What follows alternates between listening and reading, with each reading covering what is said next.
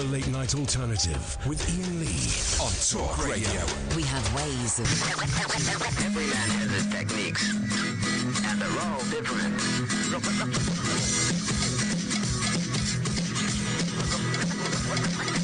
They said you're not normal, why don't you sing R&B? I said I got no rhythm and I got no blues. That sounds awful. Why does that sound so awful? Let me find another version. We're not starting the show. Yes, many people have switched off in the last 5 minutes. We're not starting the show with that. Let me try another. Hang on a second, guys. No. We're going to start the show properly. Hang on a second. Here we go. That works. Microphone's off. And they're all different.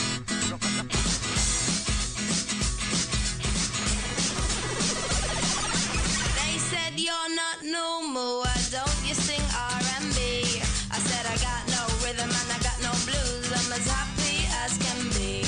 They said, how can you not bop to hip-hop? I said, I most certainly do. Did you not see me dancing the other night like the girls on Channel U? Yeah, I can wind down low, be like the girls in the video. But for me that's much too slow because I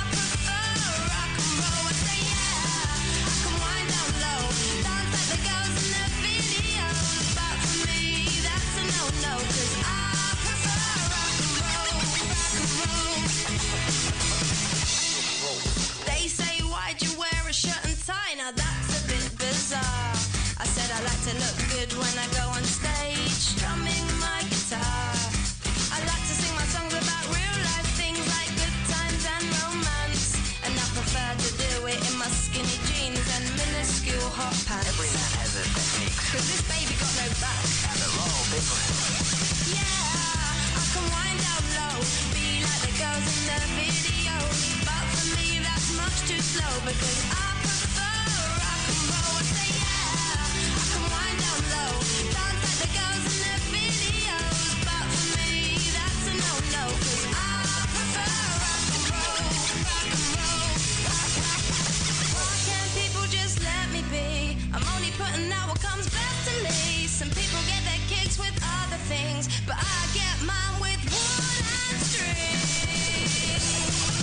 Yeah, I can wind down low, be like the girls in the videos. But for me, that's much too slow because I prefer rock and roll. I say yeah, I can wind down low, dance like the girls in the videos. But for me, that's here we go. I prefer rock and roll. Yeah. Why haven't we had Remy Nicole on the show? I don't know why we've not had her on the show. Why have we not had her on the show?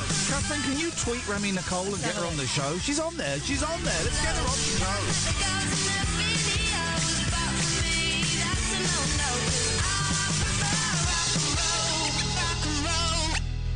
No one's listening. Good for you. 0344 499 1000 is the telephone number if you want to give us a call. Let's talk to Noel Taylor and see what he has to add. Good evening, Noel. Good evening, Iain. Good evening, Katherine. Hello. Well, bad start. Bad start. Listen, no one's listening to this show, so what we need to do, I know what the problem is. The show is too slow. We need to up the pace. So, Noel, you got to go faster. Okay, I believe that very soon. Faster. To save this planet, you're not going fast. You're going at the same. You're going at listen. You're going at the same. Going at the same pace. With the problem with the show, I've run it. I've thought about it. It's the speed. It can only be the speed. So you've got to go faster. Okie dokes. I believe that very soon. You're doing exactly the same speed, Noel. Faster than that? Yes, because you're just doing the same speed you were doing it before. It's too slow. Listen how fast I'm talking. You've got to go faster. Okay, sir. Okay. I believe that very soon, faster. To save this planet, everyone in the world will have to have hot food delivered. Faster. Always by... You're just going higher. Stop. No, stop. You're going higher, trying to trick me into thinking you're going faster. You're not going faster. No, you're just going higher, but at the same speed. So come on. This is take number 5. No, you can do this. You are one of the brightest, and I mean it. You're one of the brightest listeners this show has got. And that's terrifying. You can do this, Noel. I believe that very soon, to save this planet, everyone in the world will have to... You're slowing down! Oh, he was doing it! Oh, yeah, he was yeah, doing it! You were doing it! You were doing it! You were doing it! You were doing it! You were doing it! It started off and then you slowed down, thinking I wouldn't notice a little bit of the old slow down. If anything, when you feel like slowing down, actually speed up. So here's what you want to do. It goes like this. I think that what we need to do to save the planet is everyone in the world is going to have these plates delivered to them and they'll have all the food in it and then they can send them off to depositories and then they'll be cleaned and you can use them at McDonald's over and over again. That kind of speed, Noel. Yeah, wasn't it? Brilliant. Wasn't it? I'm impressed. Thank you very much indeed. No, so now it's your turn. I'm going to count you in. 3, 2, 1, go. Oh, he was going to do it! He was good. You were going to do it. I can feel it. You ready? Here we go. You can do this, Noel. I know you can do it. Ready? 3, 2, 1, Noel. I believe that very soon, to save this planet, everyone in the world will have to hot food delivered always by using my new invention, the Thermos hot food delivery returnable container. Not bad. Not bad. Not bad. Well done, Noel. You're a good sport. Not bad. I think that's what we need. Let's try it for the first hour. Let's try it for the first hour. The people phoning, they've got to speak a lot faster. I think that's the thing that is lowering the listening figures, of the fact that we're going too slowly. We need to speed things up. MTV generation. Do we need to talk faster too? Yes, of course we need to talk faster. It's the MTV generation. People are not... They've got no attention spans. This is why... Here's the thing. Have you noticed? This is a fact. This is genuinely a fact, right?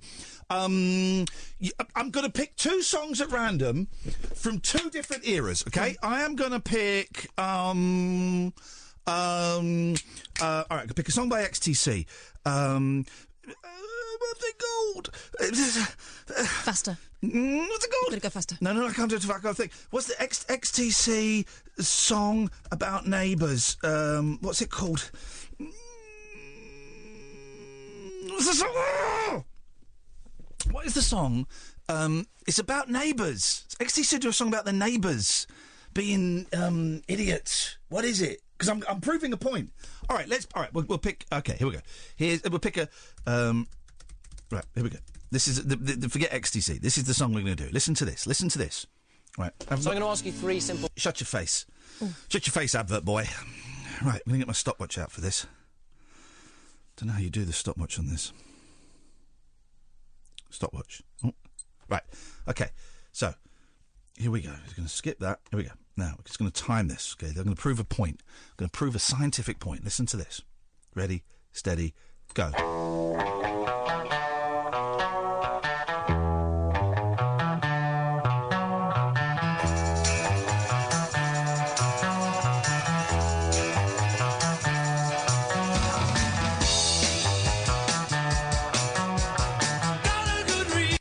17.81 seconds. Give me a modern song that's in the charts now. Okay, let me have a little think. Something that was on Top of the Pops last week. Come on. I don't know. I don't watch Top of the Pops. Well, just give us something. Just give us a popular...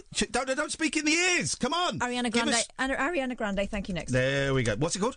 Thank you next. There we go. Thank you next. Thank you next. Here we go. Let us... Okay, right. 17.81. Remember that. Got it. Here we go. Right, hang on. Oh, ready, steady, go. One time on Twitter. It's an advert. What? I didn't know if that was a song or an advert or not. I don't know. I just don't know. Okay, we're going to skip. This is the song. No, this is the video for the song. Okay, let's just... here we go. We're going to go to the audio. Right. Okay, remember 17.81. Here we go. And...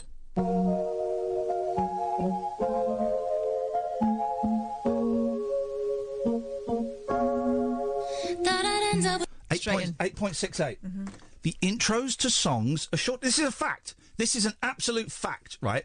And with the Beatles, you could have cut that right down, okay? Let's hear the Beatles again. There we go. Right, you go. I got a good reason. You can do that. Oh, you're right. You're absolutely right. You could go. I got a good reason for taking the easy way home now. I got a good... All of that is wasted. And this is a fact. Modern pop songs, because, do you know why it is? Because of people flicking. Sorry? Yeah. Wow. People flicking on Spotify or YouTube, right? They don't give it more than, I mean, what was that? That was quite long, 8 seconds. Give me another song, another modern song. Oh, God. What's the Justin Bieber one that he does with Sheeran? Doesn't matter, because you're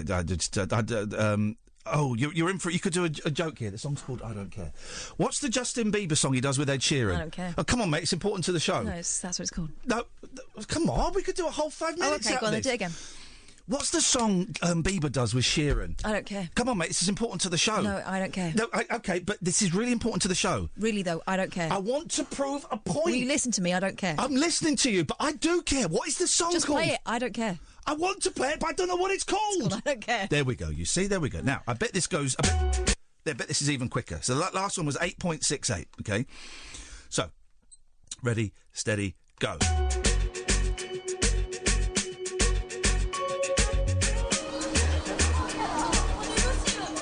It's a slow one.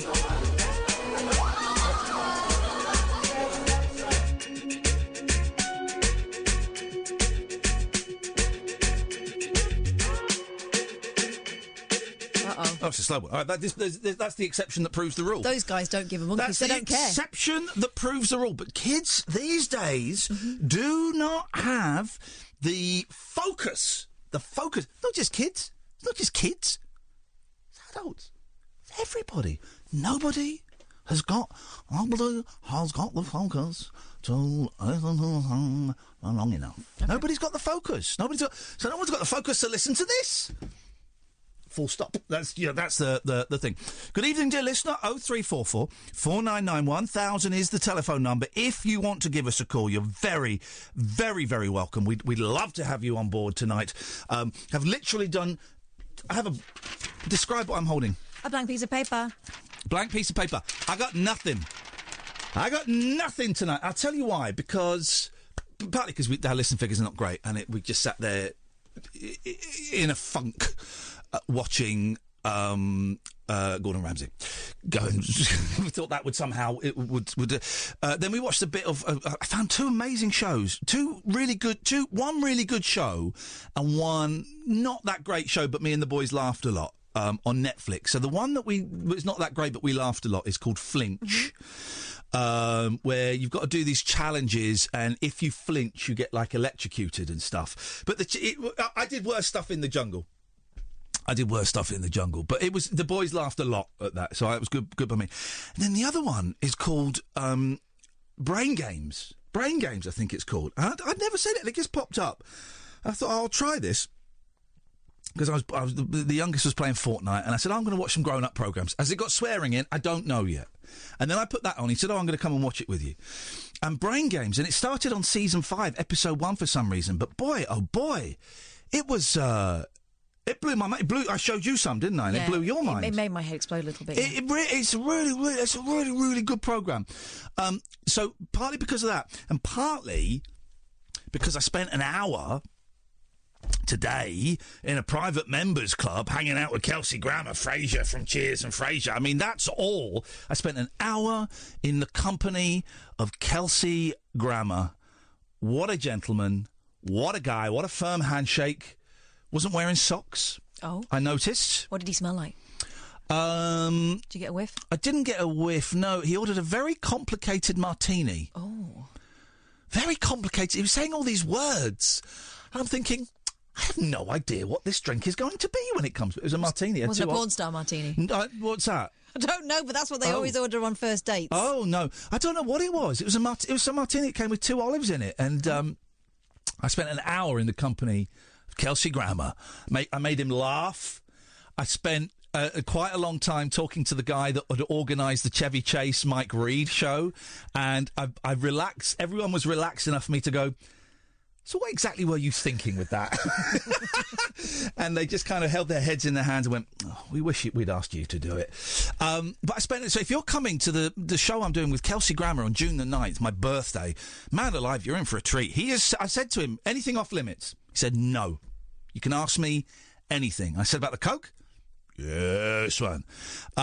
He said that, did he? Yes, man. He looked at me and he said, do you have any? No, he didn't. So he has said to me, nothing is off limits. He said, I don't care. Ask me anything you want. we had a very frank chat today, just trying to get the boundaries and stuff. Talked a little bit about politics. He's a Trump supporter, and I don't have I said to him, look, when I said I was doing this, loads of people were really pleased, but then some people went, oh my God, why would you want to do that? He's a Trump supporter. And I said, to me, that's got nothing... It's got nothing to do with it, because I have no intention of asking you about that stuff. When it goes to the Q&A, you might get asked about that. I said, I've got no interest in that. I want to ask you about your incredible, your incredible body of work that you've done. I want to talk a little bit about the Coke. I want to talk, if you don't mind, a little bit respectfully about, the tragedy that you've had in your life. Your sister was brutally murdered. Dad was murdered. He's like, yeah, you can ask about that. I said, but so anyone that called me out going, well, he's a Trump supporter. So what? I don't care.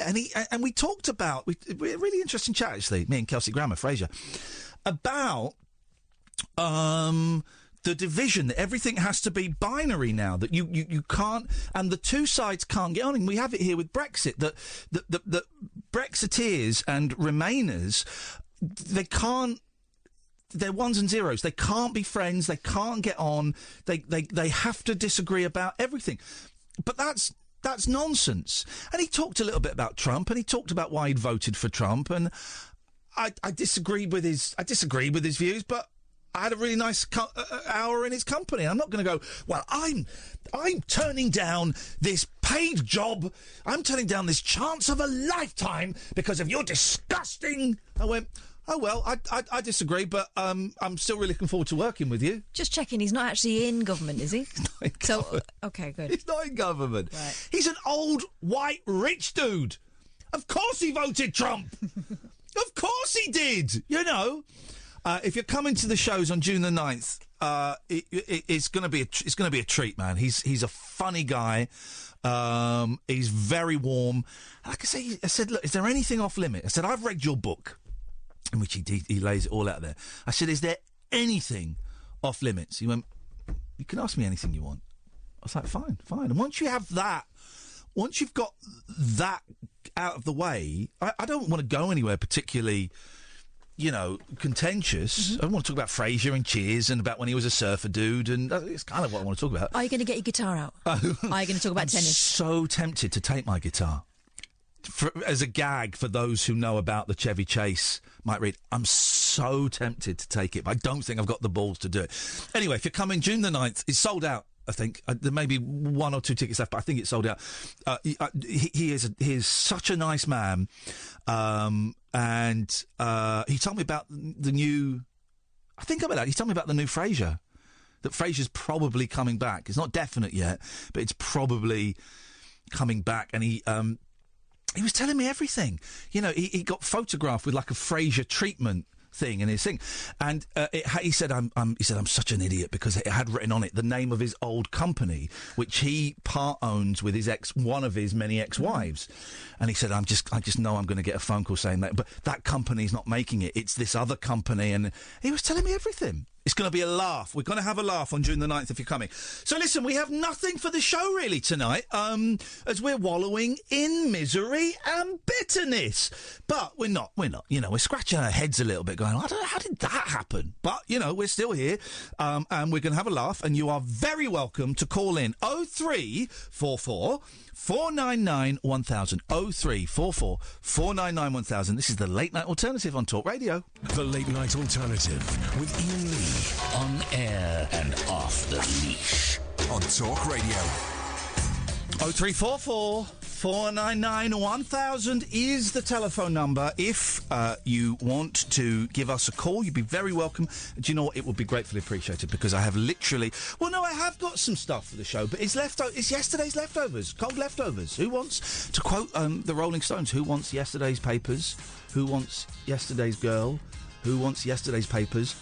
Nobody in the world. Oh. Terrible song. Terrible band, the Rolling Stones. I really can't... You see the... video of Mick Jagger dancing. No. He's got a video of him dancing out to prove that he's alive. That he's alive after his near Russell. And it's just him. He just says the weird... You know that song, Moves Like Jagger? Yes. Is that about Mick Jagger? Yeah. It didn't occur to me until like yesterday. What do you think it's about? Bianca? I didn't even know they were saying Jagger, if I'm honest. No, I know. I didn't know. It's like there's that song... that I thought was about Janet Jackson. I'm sorry, Miss Jackson. All right. I thought that was about Janet. Is that about... No. And there's another song I thought was about Janet Jackson.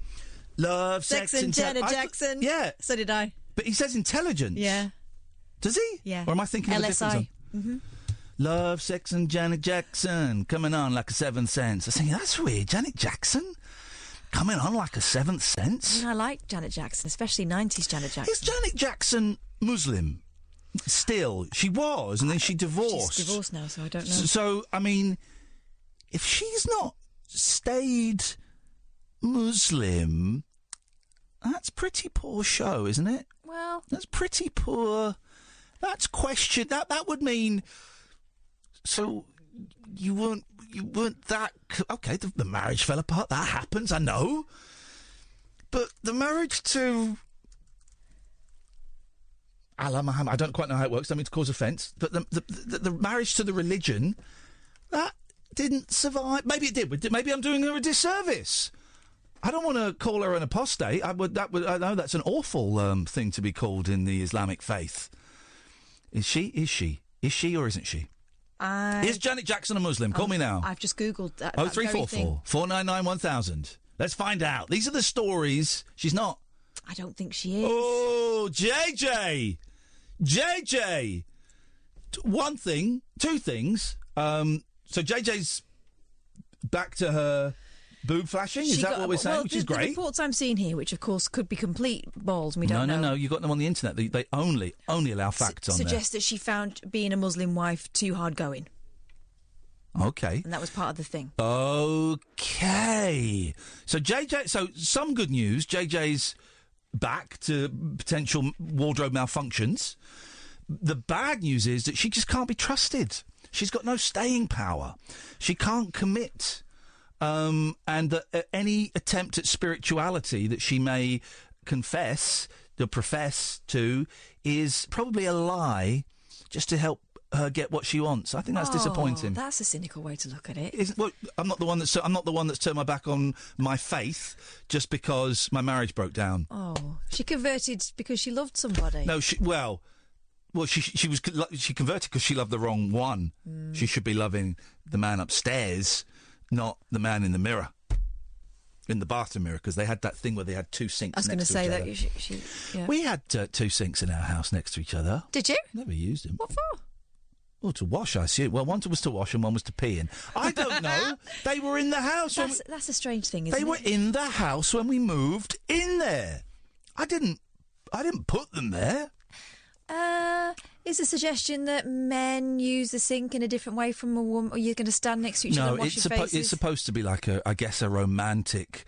I don't mind washing my face when you wash your face. I've never washed my face in front of someone. Maybe I've never loved. No, and I need to wash my face more because my skin's not great at the moment. My skin is not great. Got some trapped hairs in mine. I had a shave today, and it was one of those shaves. As soon as I started it, I thought, I shouldn't have had a shave. This is just not happening. Hacked my neck, bled on my shirt, which I put on afterwards. I wasn't shaving the shirt. The neck, it's not smooth. I missed a hair there. It's just one of those shaves where disaster from start to finish. This weekend we're going to Manchester, right? Yes, sir. And we are sharing an Airbnb. That's correct, sir. I will bring some implements you can use. What for? For your face. What implements? Like facial things. That's quite nondescript and vague. Okay, well, you don't need to know anything more at this point. All right, let's have a girly session. Yeah. Let's have a girly session in the Airbnb. I've got some excellent devices. There is one ticket left for Saturday night's show in Manchester.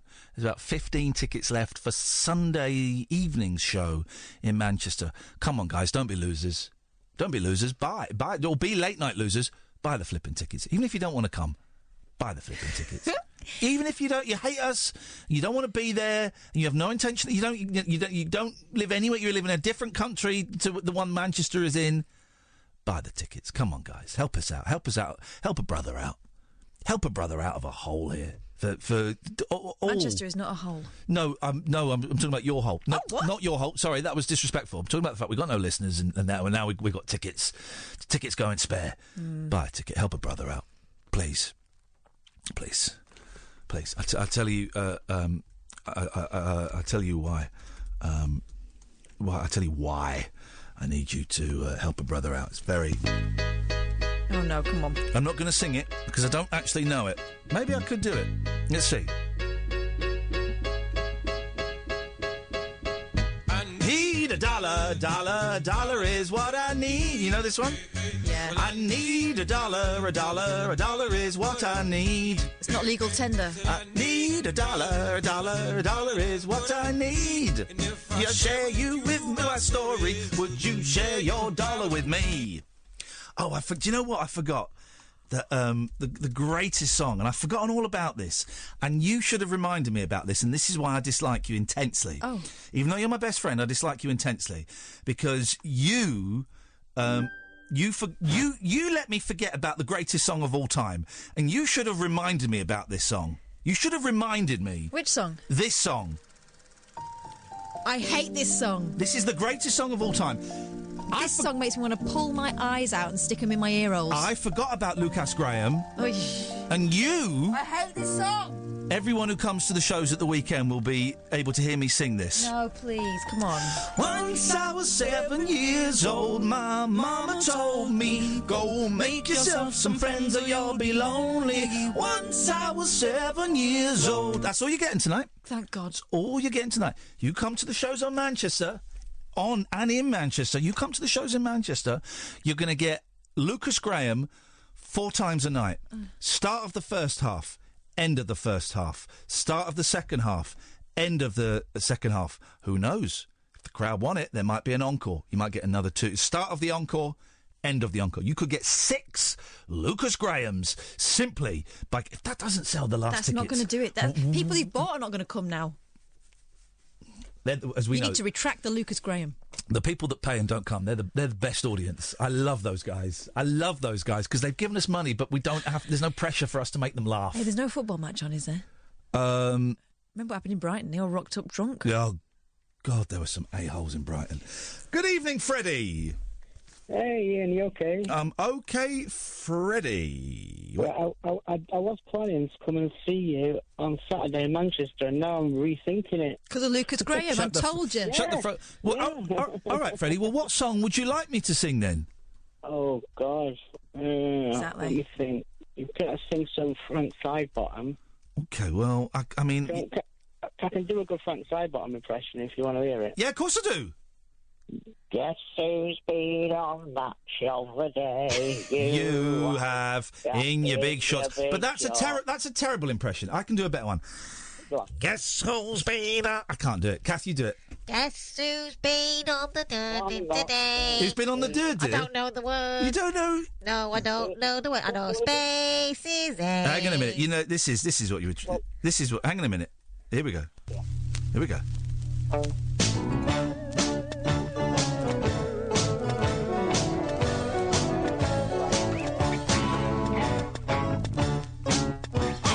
Guess who's been on Match of the Day? In your big shots. Guess who's been on Match of the Day? Here we go. Right. Hang on a minute. I've just remembered what is on that EP. I think it's on that EP. Hang on a second. I'll have to find it. I'll have to find it. I'll have to find it. Anyway, well, Freddie, you come and let's just say maybe I'll sing Lucas Graham. Maybe I won't sing Lucas Graham. That is why it is. We'll all join in anyway.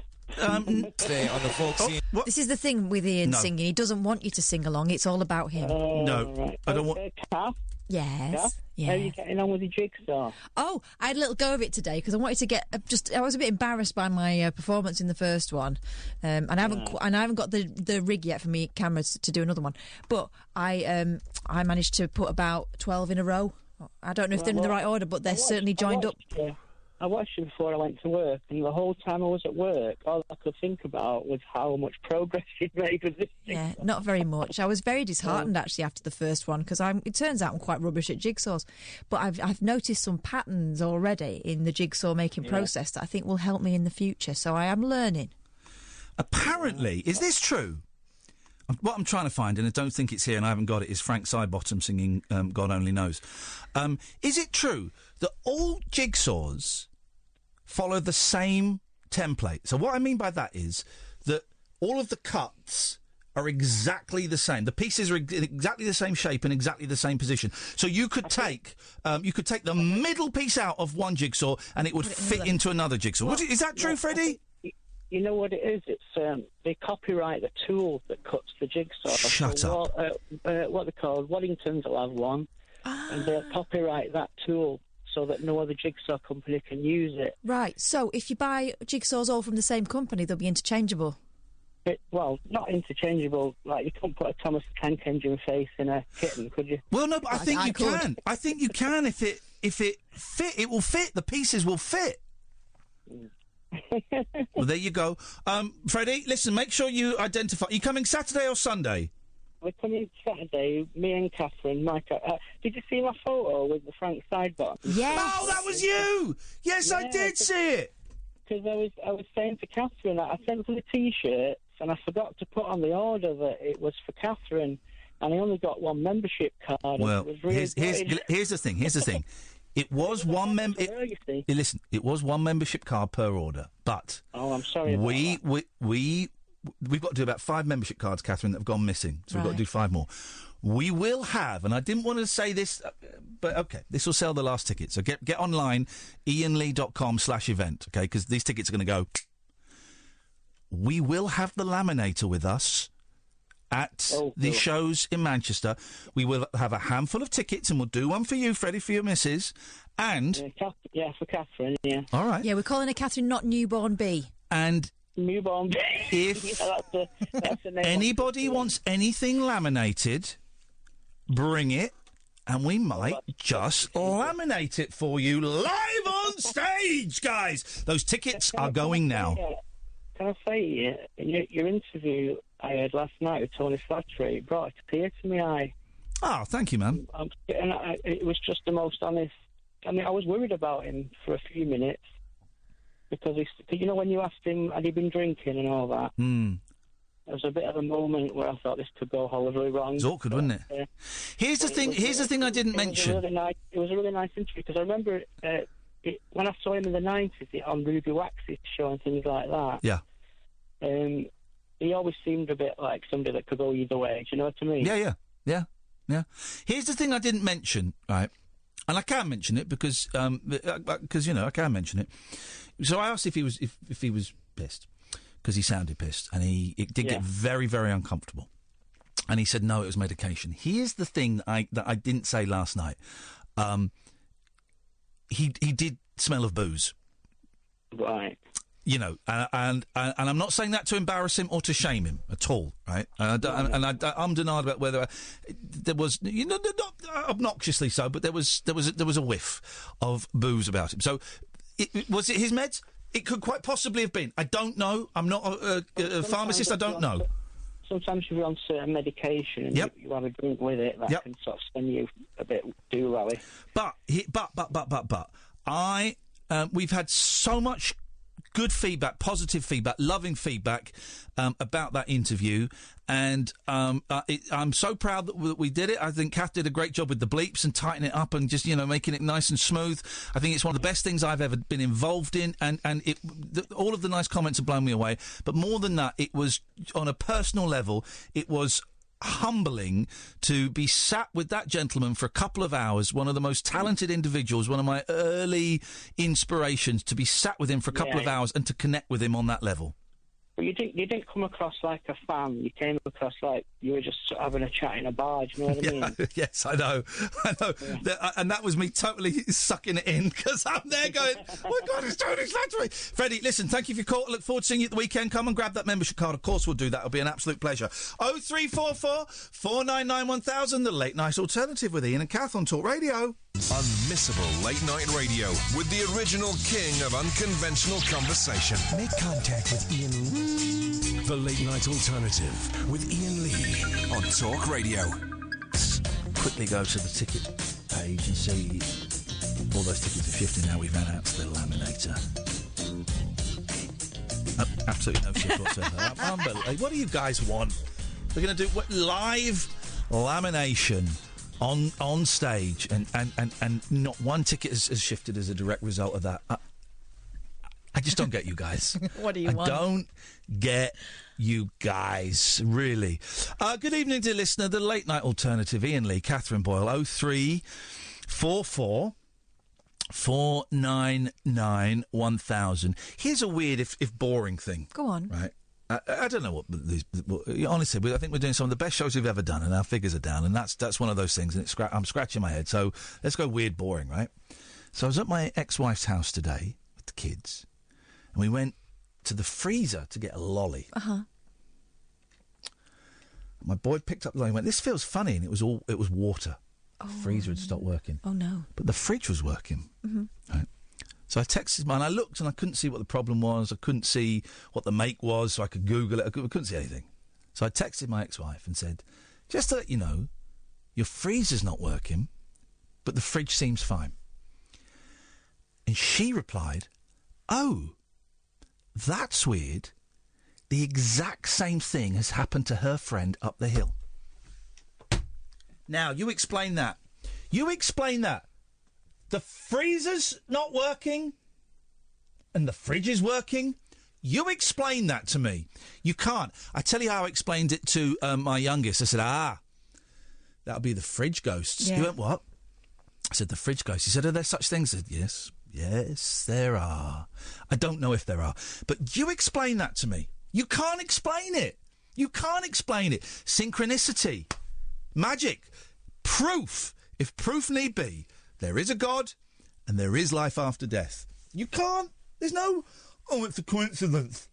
Well, I mean, jack off. What? Sorry. Jack off. No, that's is that not a phrase? No. Well, it is, but not quite for that. Jack off, Whoa, okay. buddy. Wow. Hey, buddy, jack off right now. Wow, no, don't say that. Well, this is the thing. I was out with a group of guys. And I was playing cards with a group of guys. We're playing poker with the guys. Yeah. It was poker night. It's Thursday poker night. You know, I do this every first Thursday of every month. So I'm never here. It's Thursday poker night with the guys. And what are the guys' names? Yeah. Sorry? Guys' names. Yeah, they're just the guys. Okay. Steve, Tony, Big Al. He doesn't come anymore. Oh. Anyway, Lewis, playing poker, and Lewis put down a card. He couldn't put the... I said, what, Lewis? And I'm looking at these cards, and I point, Lewis, jack off! Jack off now! Well, I looked up, and I got the fright of my life. The fright of... I said, but what are you doing? Get this jack card off of the... You can't put it on top of a queen. I went to the garage today. Okay. Yeah, and they had to have a look underneath my car, so they sort of managed to get it up. Yeah. So they could slide underneath it on that kind of skateboard. Yes. And they said... I said, that looks like fun. Can I have a go? And Yeah. they said, yeah, of course you can. So they got another skateboard for me. Yeah. And I also went underneath. Yeah. And then that was great. And then when we got back, I thanked the gentleman for allowing me to have a course you did. quick look There's at only manners. the undercarriage of my car. Yeah. And I said, OK, I need to go now. Jack off. Flipping it, man. Well, you looked up and you got the fright of your life. I certainly did. Here's the thing. You know, I travel to France a lot. Yeah. And my French mate is a chef. Uh-huh. And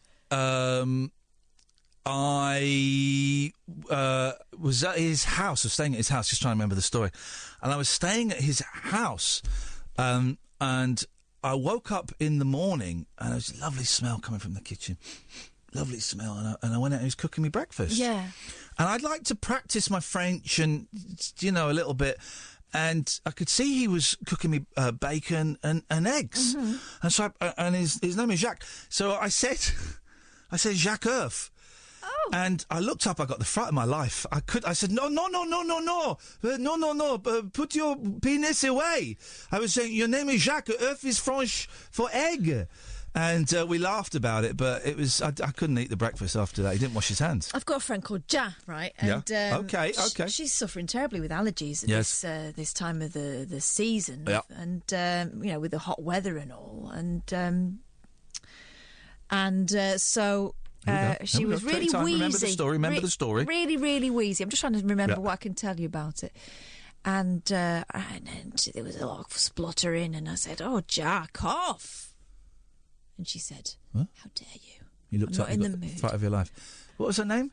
Ja. Short for Janice. Neither of those are real names, I don't think. Well, that was fun. Some masturbatory fun there. oh, was it? Gosh, I am silly sausage.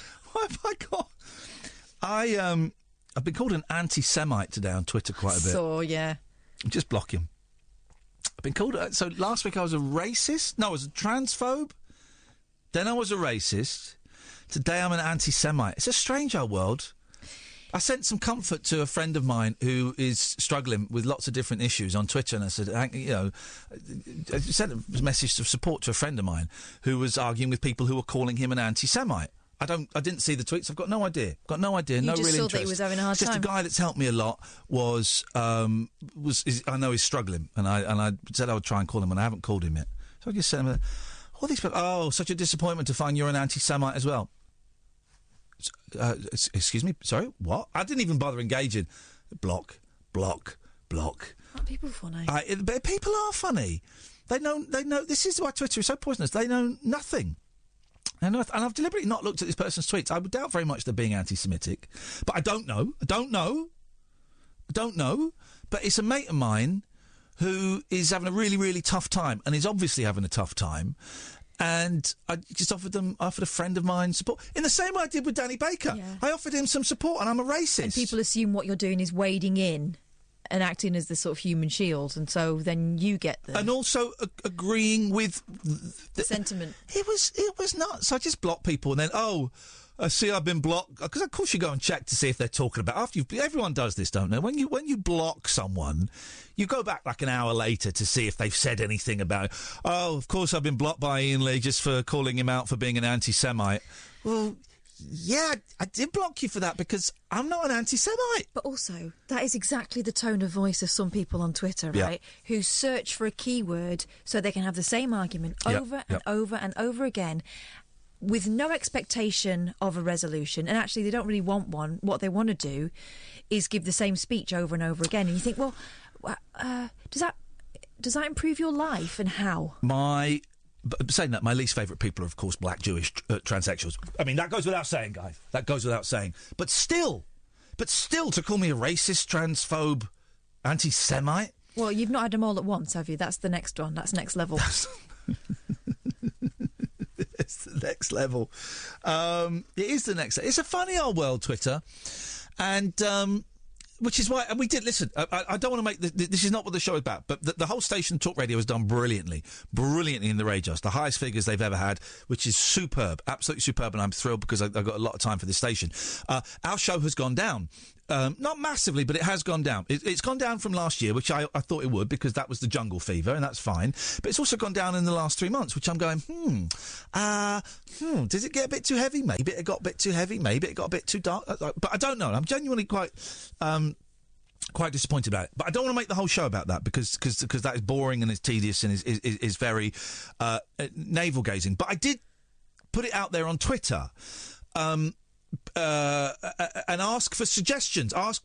Genuinely ask people: is there something that has changed? And I don't phone in with it unless you've got something groundbreaking, because it is quite tedious. But I put it on Twitter saying, look, this is what has happened, and I'm absolutely gutted. Is there something that we're doing differently that has turned you off? And some people said it's got a little bit heavy. Which, okay, fine, all right, I can sort of see that. We can work on that. Is there something we could do perhaps a little bit differently without completely restructuring the whole show, because then it wouldn't be the show, and all of that. And I'm fully aware, and I've had some really, really, most people have given me some really positive comments, constructive criticism. I don't mind. Some people were dicks, and it's like, okay, fine. But a lot of people saying, look, I don't like the way you did this, or I think the last 3 or 4 weeks since the breakdown, the shows have been better, more like their old selves, whatever that means. And all that stuff is fine. But I'm also aware that by putting that on Twitter, that is allowing the Steve Allens, the people that don't like me, the people calling me anti-Semites, to the people, that really hate me, to kind of pounce on me and go, yeah. But do you know what? I'm actually cool with that. I wouldn't, and I thought about it before I did it. I'm cool with it because I just want to make the show the best it can be. Also, you see it for what it is, right? Yeah. Some people smell blood and decide that that's the time. And also, they think they're punching up. Yeah. Oh God, completely. And there'll be people taking pop. Steve Allen will call me out. Well, that's fine. I mean, he does that anyway. He's a silly old sod. It doesn't upset me in the slightest. I just find it weird. And there'll be a few people tomorrow that will no doubt have a pop. And yeah, you're right. Smell blood and come on the attack and all of that. And that is fine. But you can't. Again, it's this Twitter thing. You can't show any vulnerability. And I'm not doing it so people go, blow smoke up my arse. And there's been a bit of that, and that's fine, but that's not what I was doing it for. It came from a real place of confusion and wanting to learn. Can I have an out time on the screen, please? Wanting to learn from people who know what this radio show sounds like. And can't quite. Oh, sorry, I've just completely forgotten what my point was now. But you can't show vulnerability because people will attack and will come in for the kill. And I'm all right with that. I'm fine with that. Also, I think there is a thing about blue ticks, right? Yeah. Where oh, yeah. Everything is seen as a quest for attention or superiority. Yeah. So you asking. Or you suggesting that you're upset about something is fake, it's a publicity stunt, all that kind of stuff. You're not sort of judged on the same basis as everyone else. No out time. What screen are you doing it? Are you doing it on phone box? Are you logged into Iain Lee? There we go. No, exactly. You're not a real person. No. And it's all about your attention seeking and all of that nonsense. And I don't get everyone that. On Twitter is seeking attention, otherwise you wouldn't be on Twitter. Yeah. Thank you. 0344 499 1000. But I don't really. Sorry, I wasn't even going to bring it up on air, and my boss would probably be annoyed with me. But if you've got any suggestions, tweet them to me at Iain Lee of what you think we could do. I mean, part of me thinks we just double down and keep on. I do have, and I'm not going to say what it is. You know what it is, Catherine. Yeah. I do have a nuclear option, right? And I flipped the lid on the big red nuclear button today. It's not bad. It's not a bad option. It's not me, smearing feces on the walls and storming out. It's not that. No, that's if that one doesn't work out. Yeah, that's like double nuclear. But you've known about this for like the last year. Yeah. That I have a nuclear option if this doesn't pan out. Well, because it kind of involves me as well. Yeah. There is a nuclear option. And today I flipped the lid and the big red button is exposed because I told my boss. I said, look, let's meet up and have a chat because I want to know what we can do to improve the show, and I'm feeling a little bit unsettled. We're moving to a new building. It's now a big corporate entity as opposed to this slightly ramshackle, thing. And I mean that we feel more comfortable in. Yeah. Everyone else is looking forward to the big studio, and we're like, can we not stay in the one that's held together with gaffer tape, please? And I said, by the way, I've got a nuclear option, and it's this. And I'd rather not do this, but I'm putting it out there as a potential get-out clause for all of us if this doesn't work. Anyway, don't quite know what I'm wittering on about. I just felt the need to share all of that. 0344 499 1000 is the telephone number. We'll come back with some actual content. How's about that? Would you like that? Yeah, we'll do that. We'll give you some actual content. God damn it. 0344 499 1000 is the telephone number. Costs free for most of you, pennies at the most, and you'll get a phone call back. So you're not hanging on the line. You'll get a phone call back, and we'll put you straight on the air. This is the Late Night Alternative with Iain Lee and Katherine Boyle on Talk Radio. Talk Radio. The Late Night Alternative with Iain Lee on Talk Radio. We have ways of making you talk.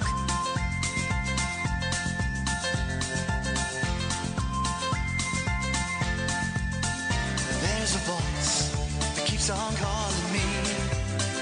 Down the road, it's where I'll always be. Every stop I make a new friend. Can't stay for long, just turn around and I'm gone again. Maybe tomorrow I'll wanna settle down. Until tomorrow I'll just keep moving on. Down this road that never seems to end.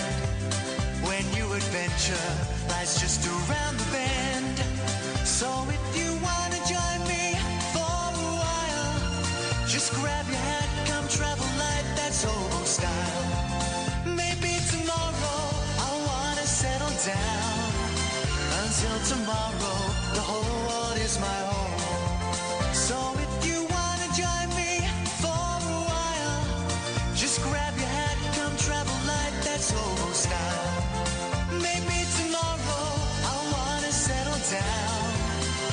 Until tomorrow, I'll just keep moving on.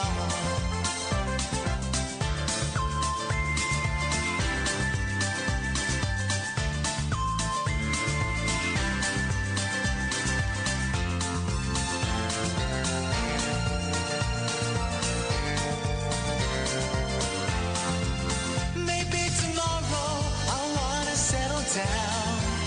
Until tomorrow, I'll just keep moving on. There's a world that's waiting to unfold, a brand new tale no one has ever told. We've journeyed far, but you know it won't be long. We're almost there and we paid our fare with a hobo song. Maybe tomorrow I'll wanna settle down. Until tomorrow, I'll just keep moving on.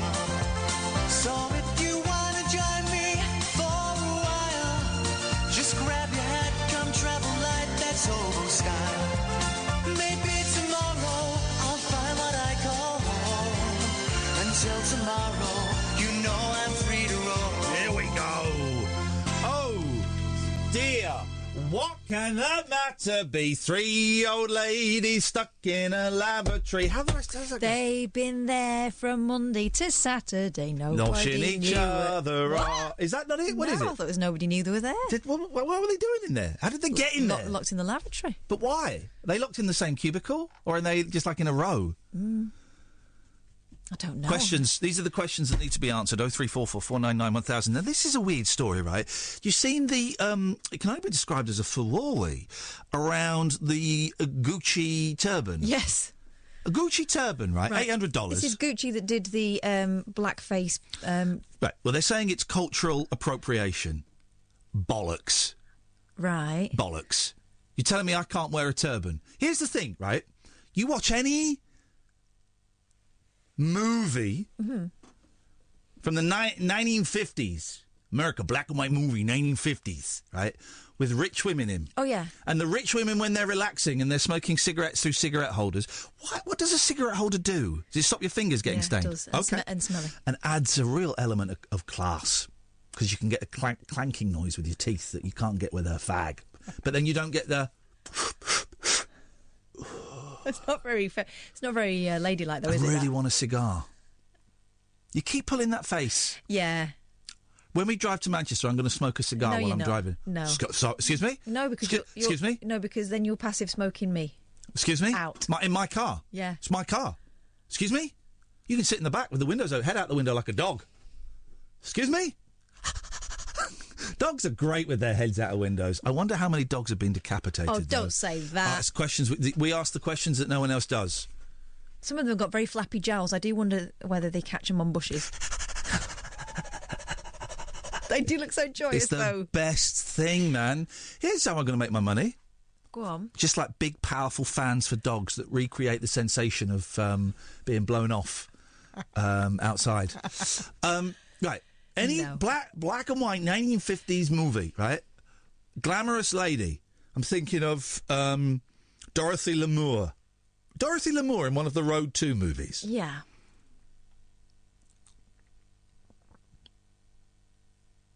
What's she got on her head? One of them turbans. Yeah. But turban. Oh, is that cultural appropriation? Well, with women, right. It's not, because women don't tend to wear them in the Sikh faith. Right. Okay. Fine.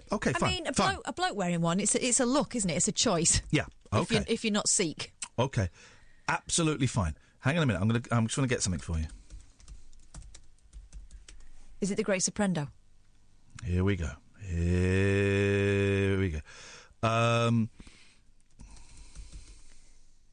Is it Ali Bongo? Please don't talk to... I've met Ali Bongo.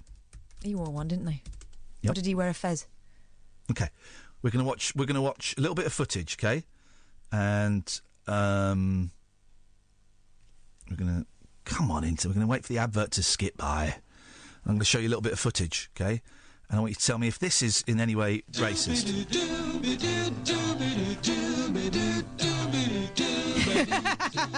Describe what you can see.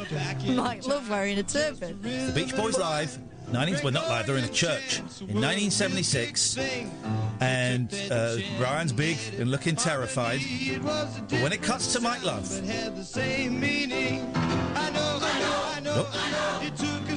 this is a gospel choir. There.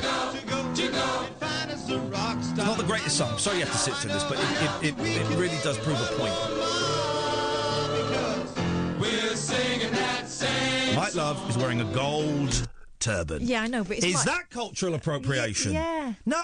Oh, do me a favour. He's trying to look like he's been on the road to Morocco. No, he's not in the look. He's not riding in the sand dunes. But actually, it's not the same as the turban that Gucci is showing, because theirs is like a big, like proper, big sort of proper.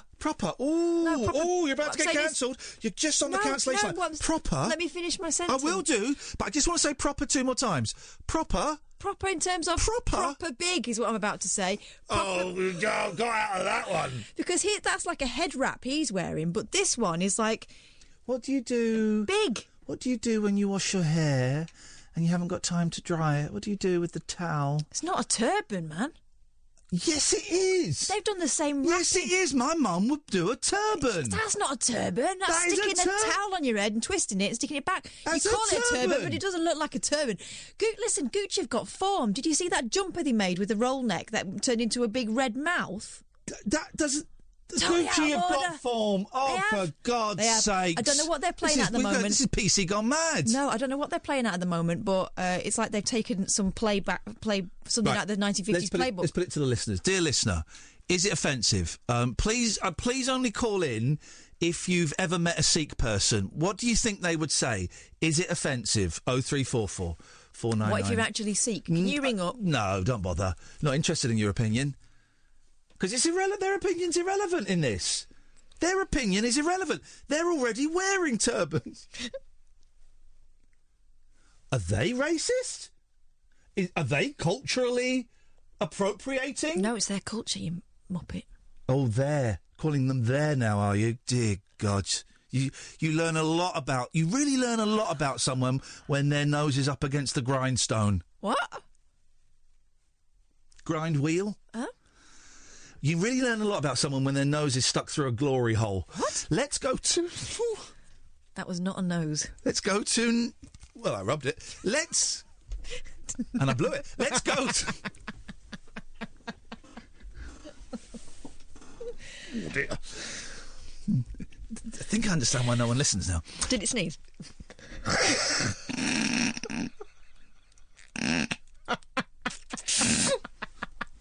Let's go to my good friend Nick. Good evening, Nick.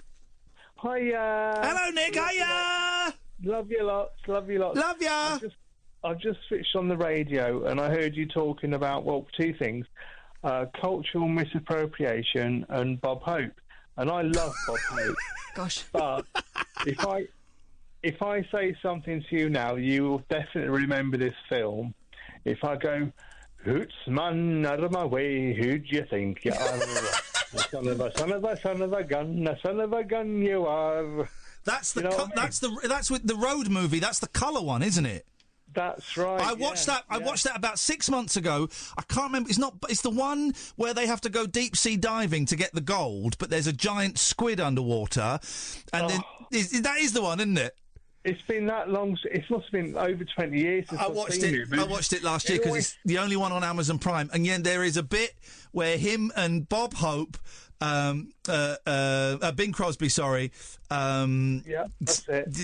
It's I want to hang on a minute. And they're both in kilts. Oh, you're probably referring to this. This is something else. Catherine, watch this. Hang on, stay there, Nick. Hang on, I just want to play a little bit of it. Hang on. Here we go. Oh, come on then. Well, also, Dorothy Lamore's blacked up. There's about 6 women there blacked up. Women are blacked up, and then Bob Hope and Bing Crosby come down in kilts. Listen to the accents.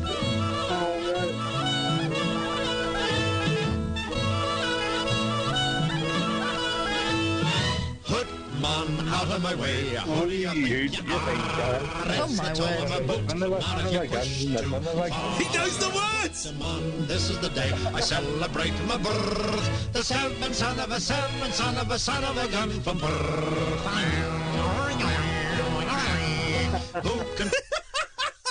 I remember that from when I was a kid watching it on school holidays. And it was just the way Bob Hope would go at the end of it. I can't do it. It's man out of my way. Who do you think? I do love those road movies, but they're so incredibly racist, and that's maybe why I enjoy them so much. I just don't know.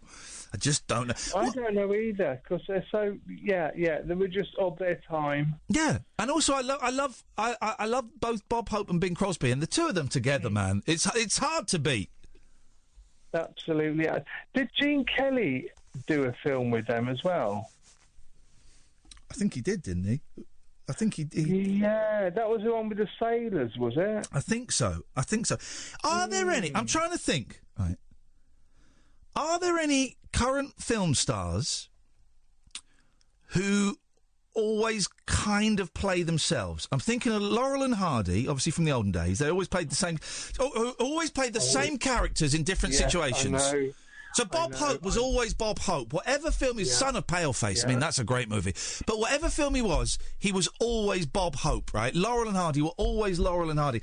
Are there any film stars where it's always them? No, not on purpose, but Keanu Reeves. Keanu Reeves. One of my all-time favourite black and whites is Harold Lloyd. A pair of glasses and a smile? Yeah, and he used to do all his own stunts. Yeah, well, but here's the thing about all their own stunts. You know, all of their stunts were tricks.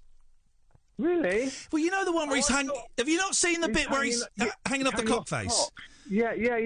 But have you not seen how he does it? No. Well, he's hanging off a clock face, but the clock is like... And it's high up, but it's on, like, the roof, and he's about a foot above the floor of the roof. And if he fell, he'd fall about 10 inches onto a very safe, comfy roof. It's just to do with the camera angle and stuff. It's all a con.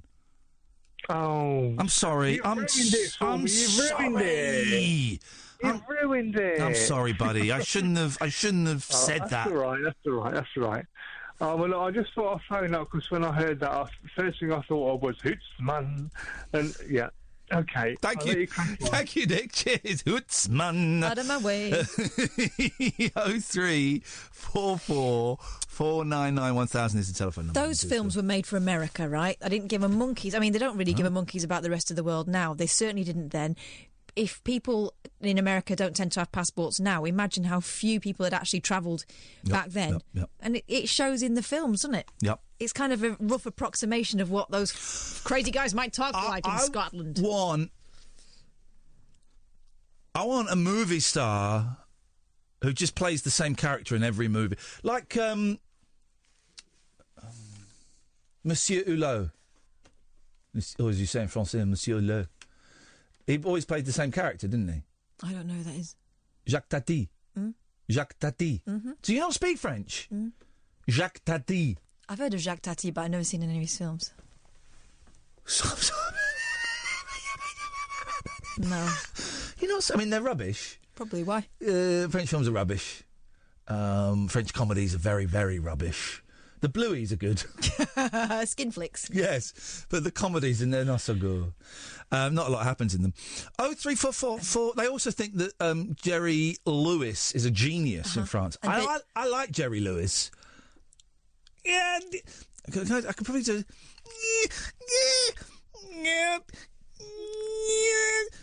No, it's more in the back of the throat. Oh, Dean. You all right? I'm trying to do a Jerry Lewis impression. You're going to have a prolapse. I'm going to hang on, Jerry Lewis. My housemate, when I lived in Paris, was very sophisticated and gorgeous, and I was in thrall of her just general elegance, and she suggested we go and see a film, and it was... Jacques Tati? No, Mr. Bean. She liked Mr. Bean and Benny Hill. Listen, like, what? So this is Jerry. Where was I? Right. You found the hotel. Oh, yeah, that's right. Well, ever since then, I've been trying to find somebody to help me, but no one will listen to me. You know, I've been following the stupid map, and... Yes, what is it? We've been looking for you. Hang on. Here we go. Saturday. Here we go. Here we go.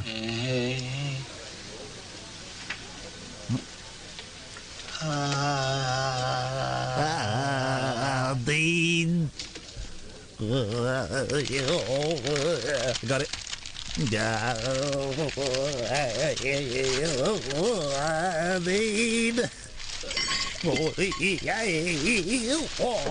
you actually stop doing that now? Hello, send up some help. He looks like he's been taken by surprise. That's what I typed in to get that scene.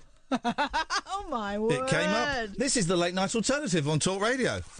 Late night conversation worth losing sleep over. The Late Night Alternative with Iain Lee on Talk Radio.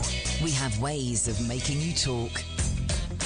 0344 499 1000 is the telephone number if you want to give us a call. I had a lovely, one of my favourite things is... oh, by the way, I worked out something about my hammock. It's a big old beast, right? It's on a frame. It's on a big old frame, 10 foot long. Thinking, I've got to keep putting it in the garage. I've got to put it in the garage. I leave it in the garden. I think it's going to put it in the garage. Of course, I don't have to. No. Take the hammock off the frame. It just dawned on me today. Oh, blimey. It's a really? real light bulb moment. It's like, oh, right, okay, wicked, I'll do that. I hope it doesn't rain tonight because it's out there. Anyway, one of my great joys in life is, and I'd got to do it today, is I had a nice doze in the car. Oh, beautiful. You love that, don't you? I never feel confident enough, comfortable enough. It's like sleeping in a goldfish bowl. No, it's not. It's beautiful. First of all, I lunch with... I didn't lunch. The meeting I had with Kelsey, I kind of swerved lunch because I didn't really want to go and have lunch. I don't like eating in front of people. So I said, I'm just going to go and pick up the kids. And they're like, hey, cool. We did all the work. We did all the work that we needed to do. It's fine. So then I got to my kids' school early, about an hour and a half, right? So I meditated for 20 minutes in the car. That was nice. And then I thought, ooh, I feel a little bit sleeps here. And I got a great system. I put the seat back a little bit, and then what I do is I move onto my side, my left-hand side, and driver's seat, and I put my legs over the gear stick. Careful. So they're in the... Oh, what, my bum's going to go up it? It's going to go up my bum? Is that what you're saying? I'm going to fall on it? I take it you had your trousers on. I always have a condom on it, just in case. Oh, my God. Also, here's a tip. It helps. Helps with the grip.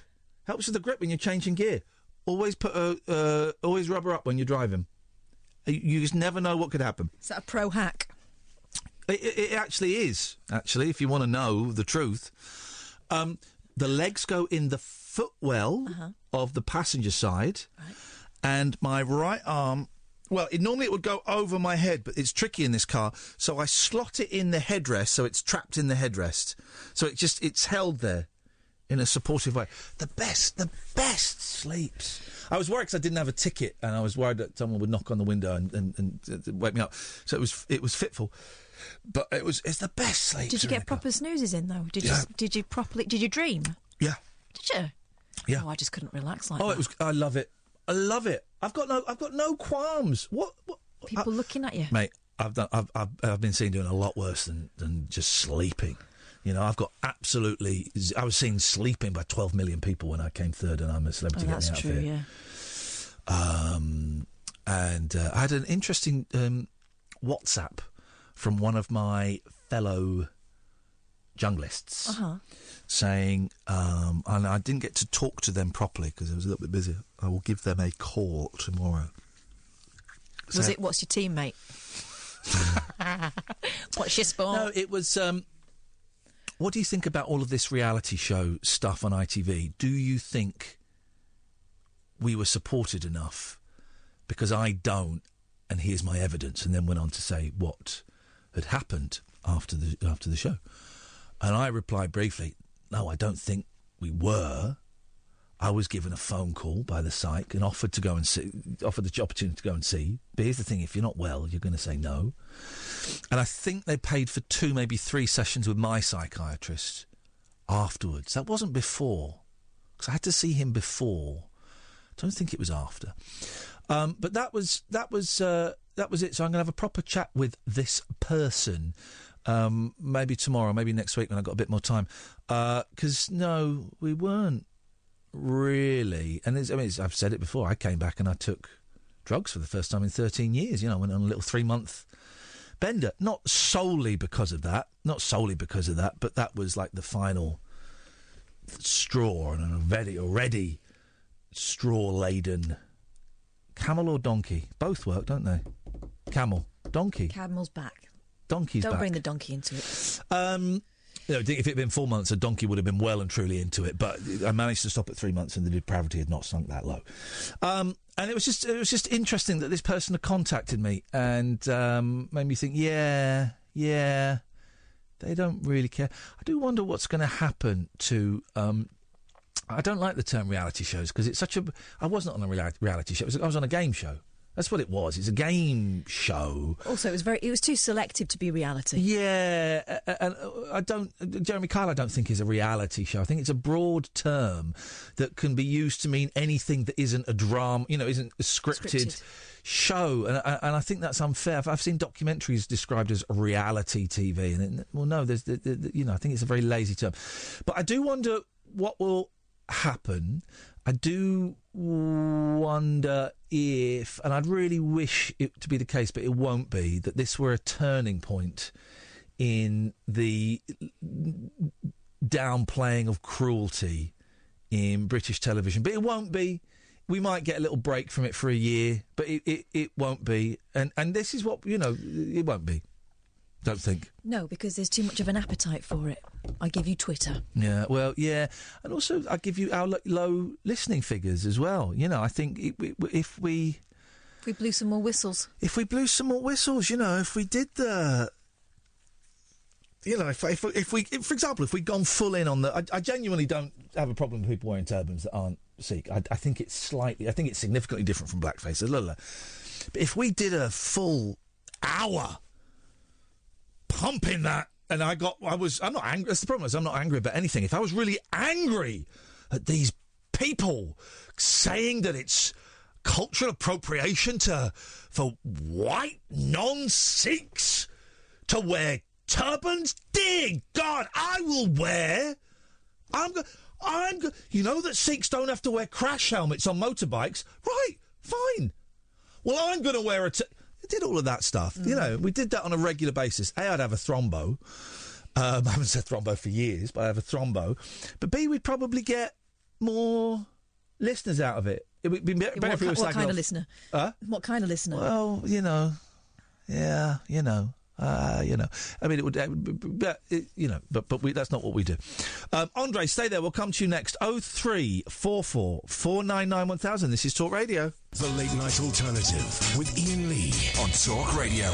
We'll get you talking. 0344 499 1000 is the phone number. Good evening, Andre. Hi, Kath. Oh, sorry. Hello, Ian. Hello, Andre. It's okay. You forgot I was here. That's fine. Can I say hello to Kath? You just did. Yeah, but it was even more economical with the words. You didn't utter a word. I think... I was waiting for you to catch yourself not talking to Ian. Oh, blimey, you're coming out of a few lines tonight. What's the point? Sentences together. Could you do me a favour, Andre? Could you have a cough? I don't cough. Did you want me to cough? Oh, God. Is that better? I had a frog in my throat. It's more of a toad. Massive. Toad in the hole? No, toad in the throat. Yep. Oh, Ian. Hello. Yeah, rocks and scissors? What you got? You go first. No, I said what you got. What you got there? What you made? I've got dynamite. Well, I've got it's raining at the moment. You got what? Geranium? It's raining. So I'll put that right out, so I'll win that one. Okay. Right, there's the go. What you got? Well, here's the thing: the dynamite is done with an electronic timer, and it's in a waterproof package. So actually, I've blown you up. Right, you won that one. I'll let you have that one. Right, rocks and scissors. 1, 2, 3, go. What you got? I got a tank. I've got a flipping exorcist missile. An exorcist missile. The power of God compels you. I can't get any words. Exocet missile. An Exocet missile. Okay, well, I beat you then. No, that'd be like a tank, easy. No, but you've only got the missile. You haven't got a rocket launcher, so that's 2-0 to me, Andre. That would blow Basildon up. Yeah, but you haven't got. You've just got the missile. You haven't got anything to fire it from. So I've blown you up. I've aimed precisely, hit your exocet missile that you're holding, and it's blown you up. 2-0. Yeah, but anyway, 2-0. True story. Yeah. A bomb went off in Boston, caused £3 million worth of damage. Everyone said it was a massive improvement. OK, thanks very much indeed. Tell us about Roger Daltrey, Catherine. Roger Daltrey. A man who I'm a big fan of, got a lot of time for, and I bet this is going to be a great story that's going to improve my love for him. Well, the Mail Online have written a story. Let's see what this says. Here we go. Oh, wow. And this is how it starts. Geriatric rocker. Oh, shut up. It's Daltrey. Have some respect. He's good, geriatric rocker. Shut up. With those words, you start thinking, right, OK, I know how this is going to go. Geriatric rocker Roger Daltrey halted a gig at Madison Square Gardens on Monday to reprimand fans smoking cannabis in the crowd, telling revellers, "You effed my night! I'm allergic! Effed my night! I'm allergic!" He's allergic to weed? Apparently. Oh, come on. The Who frontman, 75, just in case you were wondering, whose band... The Who? Was once a byword for youthful rebellion and onstage chaos. Yeah, I used to smash up the instruments. Smash your guitar, Pete. Went potty at fans puffing grass, in quotes. Grass. Wacky backy. During the New York City concert, complaining that the smoke... They shouldn't really be smoking inside a venue. Is it indoors, Madison Square Gardens? Yes. Why is it called Gardens? Do you know, I don't know, actually. I did know, but I don't know. But it's inside. It's like a sort of... It's sort of like the O2 in that there is like loads... I've seen a show at Madison. I've seen a show in the building, but in a different room. Uh-huh. It's indoors, though, yeah. Oh, funny. I've never Why known would that. it be... You get indoor gardens. Why would it be outdoors? Why would it be outdoors just because it's called gardens? Why would they have a... It's not like a garden with flowers and daisies and things. Is it not a square garden? It is square. Well, then there you go. I think it's rectangular. They have boxing matches there. Yeah. I don't know why it's called Gardens. That's 0344 499 1000. Why is Madison Square Gardens called Gardens? I mean, it's not one. Oh. The Who frontman, 75, whose band was once a byword for youthful rebellion and onstage chaos, went smash your guitar, Pete. Potty at fans, puffing grass during the New York City concert, complaining the smoke affects his vocals. The pinball wizard singer addressed the crowd and said, "All the ones smoking grass down in the front there, I'm totally allergic to it. I'm not kidding. Whoever it is down there, you effed my night. I'm allergic to that S." And my voice just goes. Daltrey's outburst came during The Who's 25-date Moving On tour of North America. The Who were formed in 1964 in London by Daltrey, along with Pete Townsend, John Entwistle and drummer Keith Moon. Daltrey was joined on stage by the only surviving original member of the band, Townsend, who 73, who's famous for his lifelong use of the Les Paul guitar. Well, hang on a minute. We might let's see how this goes. Hang on a second. We might have to. Thank you so much for coming. I've got to tell you, all the ones smoking grass down the front here, I'm totally allergic to it. I'm not kidding. Whatever it is down there, you. Wait, there we go. He actually did say that. He did say it. But it's getting big laughs. It's getting big laughs. But the words they're using here. 4 years ago on the band's 50th anniversary Shouldn't swear tour. On stage. I don't approve of swearing on stage. That is outrageous. We won't be doing that this weekend. No. He threatened to walk off stage at the Nassau Coliseum, Long Island, when fans began smoking joints. Yeah. Last year, Daltrey revealed his dislike of with cannabis. Yep. Has been a lifelong issue. Who's written this? Describing his heyday, he said, "I was boring. I had to be so I could keep the others in line. Yeah. You tried getting 3 people on acid from Monterey Pop Festival all the way to London. I was the one that didn't take the acid. All I ever did was pop. None of us used to agree with hang on. me." Whoa. He said he never did that. All he did was what, sorry? All I ever did was pop. The stuff he's allergic to? Hang on a minute, Mr. Daltrey. This story is blue Rizzler thin. None of it used to agree with me. It used to affect my singing, and all I ever wanted to be was a good singer. I was effing boring. Oh, dear God, the language. I like Roger. Yeah, he's pro-Brexit. How can you listen to that? The Who are... shut up, man. He's great. I don't care what his politics are. Couldn't care less. Couldn't care... Might love, big Trump supporter. Couldn't care less. I'm going to stop listening to California Girls and My Generation because of their politics? What are you talking about? Well, as long as they don't do a Santana. Mum and Dad went to see Santana, and apparently halfway through he started giving a speech on saving the planet, and that's kind of what went on for the rest of the night. Well, hang on a minute. That's quite important. No, and also better than his boring guitar noodling. Well, they wanted to hear all the noodling. I got a black magic woman. I just want to stop. Hey guys, I just want to stop my song, "Black Magic Woman," which I didn't write and which I'm not actually singing. I don't sing it. This guy over here sings it. It's not the same guy that was on the record. It's just a session singer. I'm not even going to name him, but he's not the guy that sang it on the record. The record that I didn't actually write, but it's my biggest hit. I'm going to stop this because something's more important than the blues.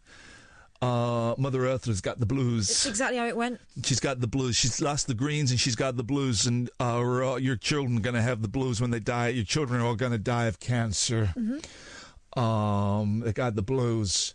So here's the song I did with Matchbox 20. No, it went on longer than that. Okay. I think that might have been like a PowerPoint. Did he do a song with Matchbox 20? Sure, Matchbox 20. Do you remember them? No. But Matchbox 20, they did... They were a lousy little band. Matchbox 20. What was the hit? Is this the hit? This is at 48 million views, okay? So this is Matchbox 20. Let's see. There we go. I think this is the hit. Hello, Matchbox 20. Hello, Matchbox 20. You going to sing a song? Aren't they quiet, though? Aren't they quiet? There we go.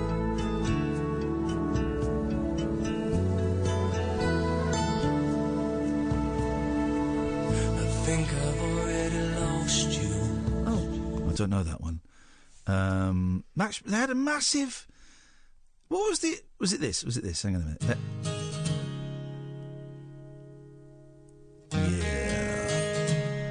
Yeah, my baby. Wake up, I wanna make love. If you don't, gonna go to the bath. Here we go. She said it's cold outside and she hands me my raincoat.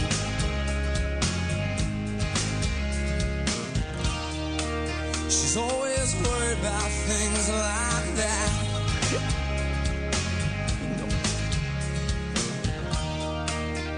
That wasn't it. They what was their big... That sound very Dawson's Creaky. Yeah. This is the song he did with Santana. I knew they did a song with Santana. You know this. Is it this. Smooth? Yes, man. This is a terrible... What? It was good. Yeah. Hang on. Man, it's a hot one. Like 7 inches from the midday sun. Well, I hear you whispering the words, melt everyone, but you stay so cool. Mama, your guitar, my Spanish Harlem Mona Lisa.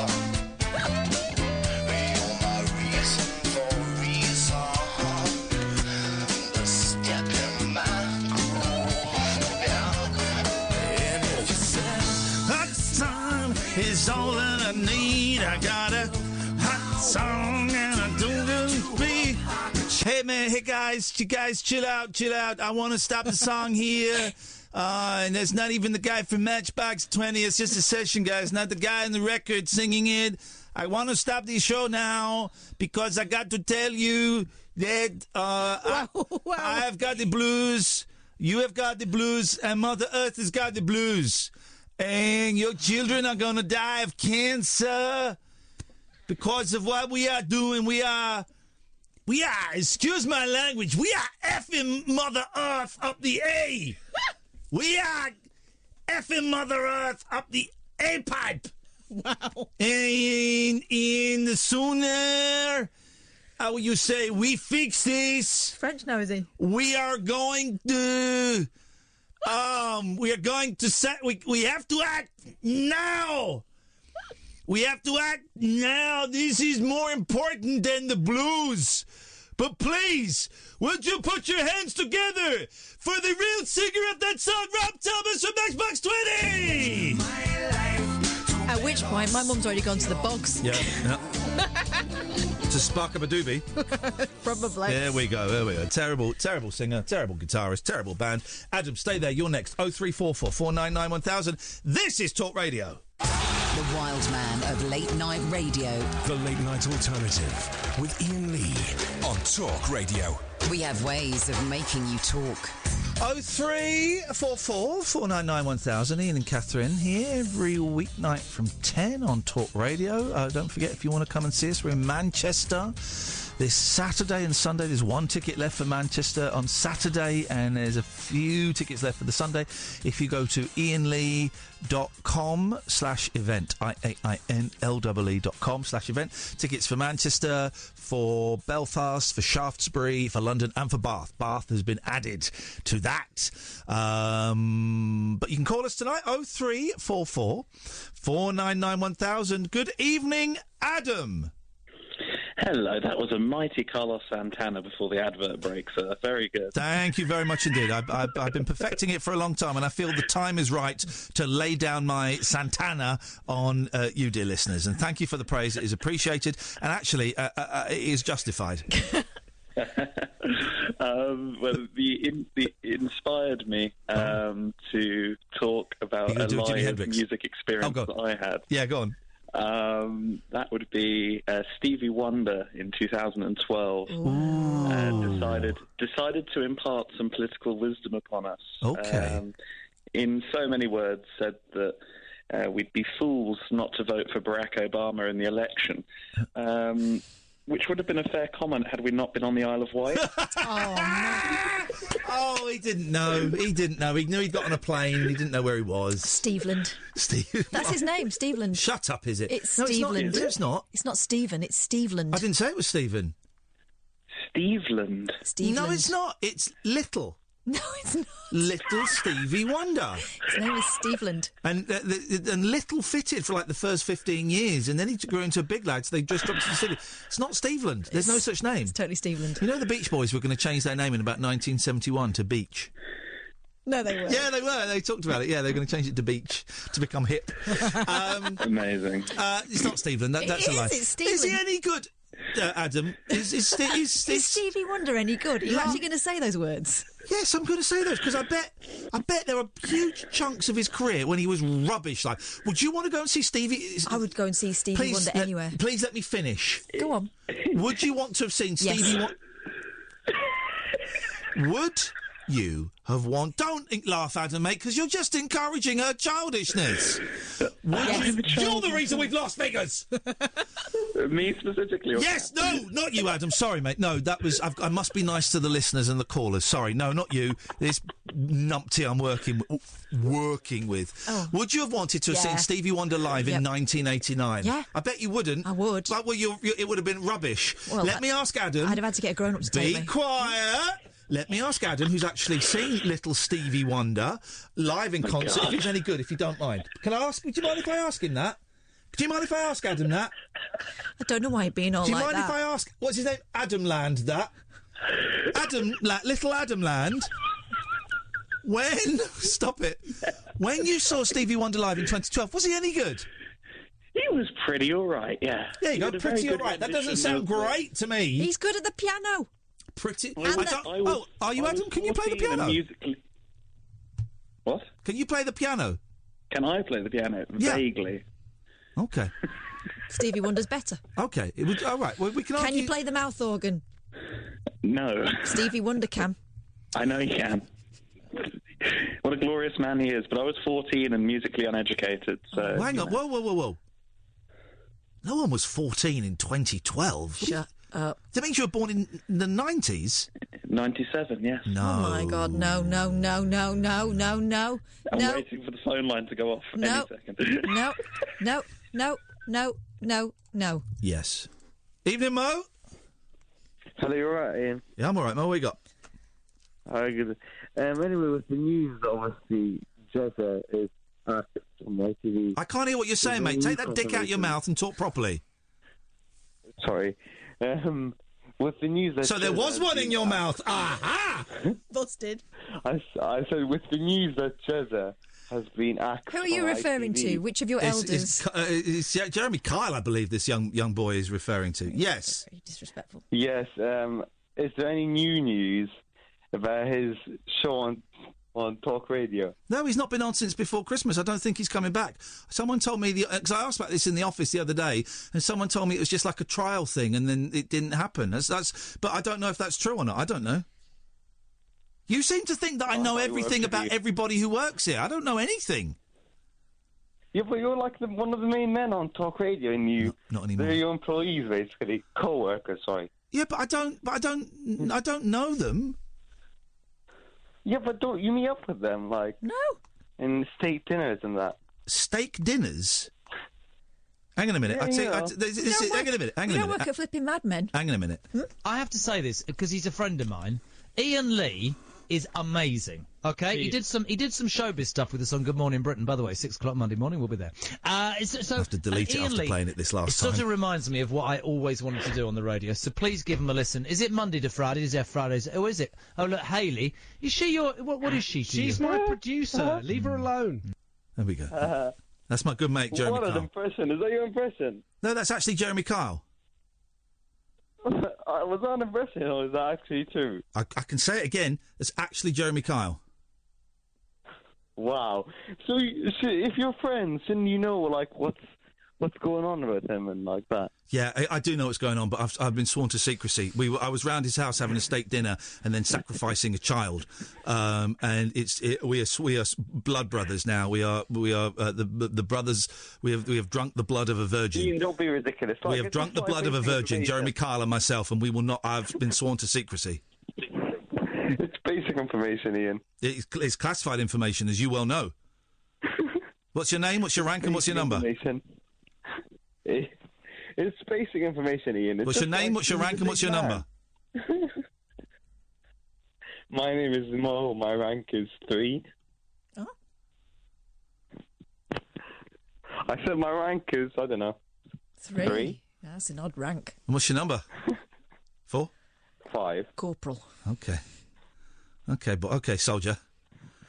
Wise guy, huh? Anyway, drop and give me 20. Basic information, I mean. Drop and give me 20. Not push-ups! Ian, this is basic information, that's all. Drop and give me 20, soldier! Ian, don't be ridiculous. Drop and give me 20, and I might give you the information you need, but you got to drop and you got to give me 20. What about 5? 15. 6. 10. Go. 7. 10. Drop now. Let me do then one of those half push-ups. Do 10 push-ups, Mo. Okay, 1 minute. 1, 2. You're not doing push-ups. Actually do the push-ups, boy. Okay. 1, 2. No, you're not doing it whatsoever. He's just leaving a longer gap between the numbers. I am. Yeah, I know. We know. Do the push-up, soldier. Okay, good. 1, 2. Well, now you're just leaving an even longer gap. I'm going to put him in chokey peeling spuds if he carries on. I want to hear some proper push-ups, Mo, and we know a proper push-up when we hear one. You're going to go in the black hole, sunshine. You are. 1. No, you're just doing a 1, 2. Stop doing a strained voice and do an actual push-up. Last chance, soldier. Okay, I'm going to do 1, 3, God. 4, 5, 6, 7, 8, 9, 10. Right, if you could do him that fast, you'd be in the flipping Olympics. Yeah. Meanwhile, downstairs, Mo's mum's watching the telly thinking, what on earth is he up to up there? Mo's become a teenager. He's growing up. Go and have a word with your son, please. But make sure your footsteps are heavy. Yes. Now answer my question. No, not a chance. 0344 499 1000. Is this true? Go on. It's on Twitter, so it must be. Thank you, Justin. Harold Lloyd had a rubber hand after a stunt went wrong. I'd heard that, actually. I'd heard that he had... A rubber one, though. Well, it's the olden days, wasn't it? Rubber... Harold Lloyd had a rubber hand after a stunt went wrong. In the famous clock scene, even though it's reasonably safe, he was hanging on by 2 fingers. OK, so we all go to Google, Harold Lloyd, rubber hand, and then we click on images. Click on images.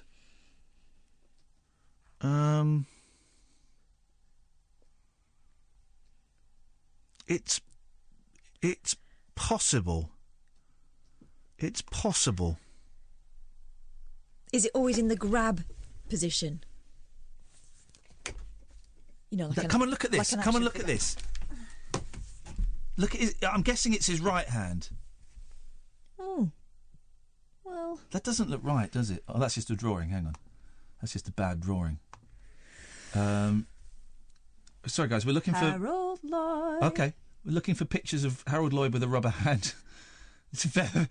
Why doesn't this show get more listeners? Although, look, in all the pictures, he's holding something. Maybe it's one of those ones like that where you have to slot something in, like a Lego man. Yeah. Oh, it's Buster Keaton. Here we go. Come on. It's his right hand. That's rubber. Let's zoom in. We're going to zoom in. Literally no idea why this show isn't more popular. We're looking for Harold Lloyd's rubber hand. Oh, actually, no, we've knackered I think. No, hang on. Actual size. Here we go. Right. Harold Lloyd, rubber hand. He had worn a fake moustache. Hang on a minute. I think this is a lot. Oh, how did Harold Lloyd lose his hand? The explosion ripped a hole in the 16-foot-high ceiling of the photo studio and put Harold in the hospital for over 2 weeks. The accident temporarily blinded Lloyd, who lost half of his palm and the thumb and the index finger of his right hand. Rubber hand, isn't it? Isn't it? Flipping heck! Kath nearly lost backside balance. And here's the thing. People say that there aren't enough people with disabilities in entertainment. How many more do they want? How many more do they want? They've got Harold Lloyd and that lass on EastEnders. Yeah. Can everyone stop moaning now, please? Some people just never satisfied. 0344 499 1000 is the telephone number if you'd like to give us a call. You'd be very, very welcome. It's the Late Night Alternative with Iain Lee and Katherine Boyle, weeknights from 10, only on Talk Radio. The Late Night Alternative with Iain Lee on Talk Radio. We have ways of making you talk. Well, I'm not the kind to kiss and tell, but I've been seen with fire up. I've never been with anything less than a 9. So fine, I've been on fire with Sally Field, gone past with a girl named Bo, but somehow they just don't end up as mine. It's a death-defying life I lead. I take my chances. I die for living in the movies and TV. But the hardest thing I ever do is watch my leading ladies kiss some other guy while I'm bandaging my knee.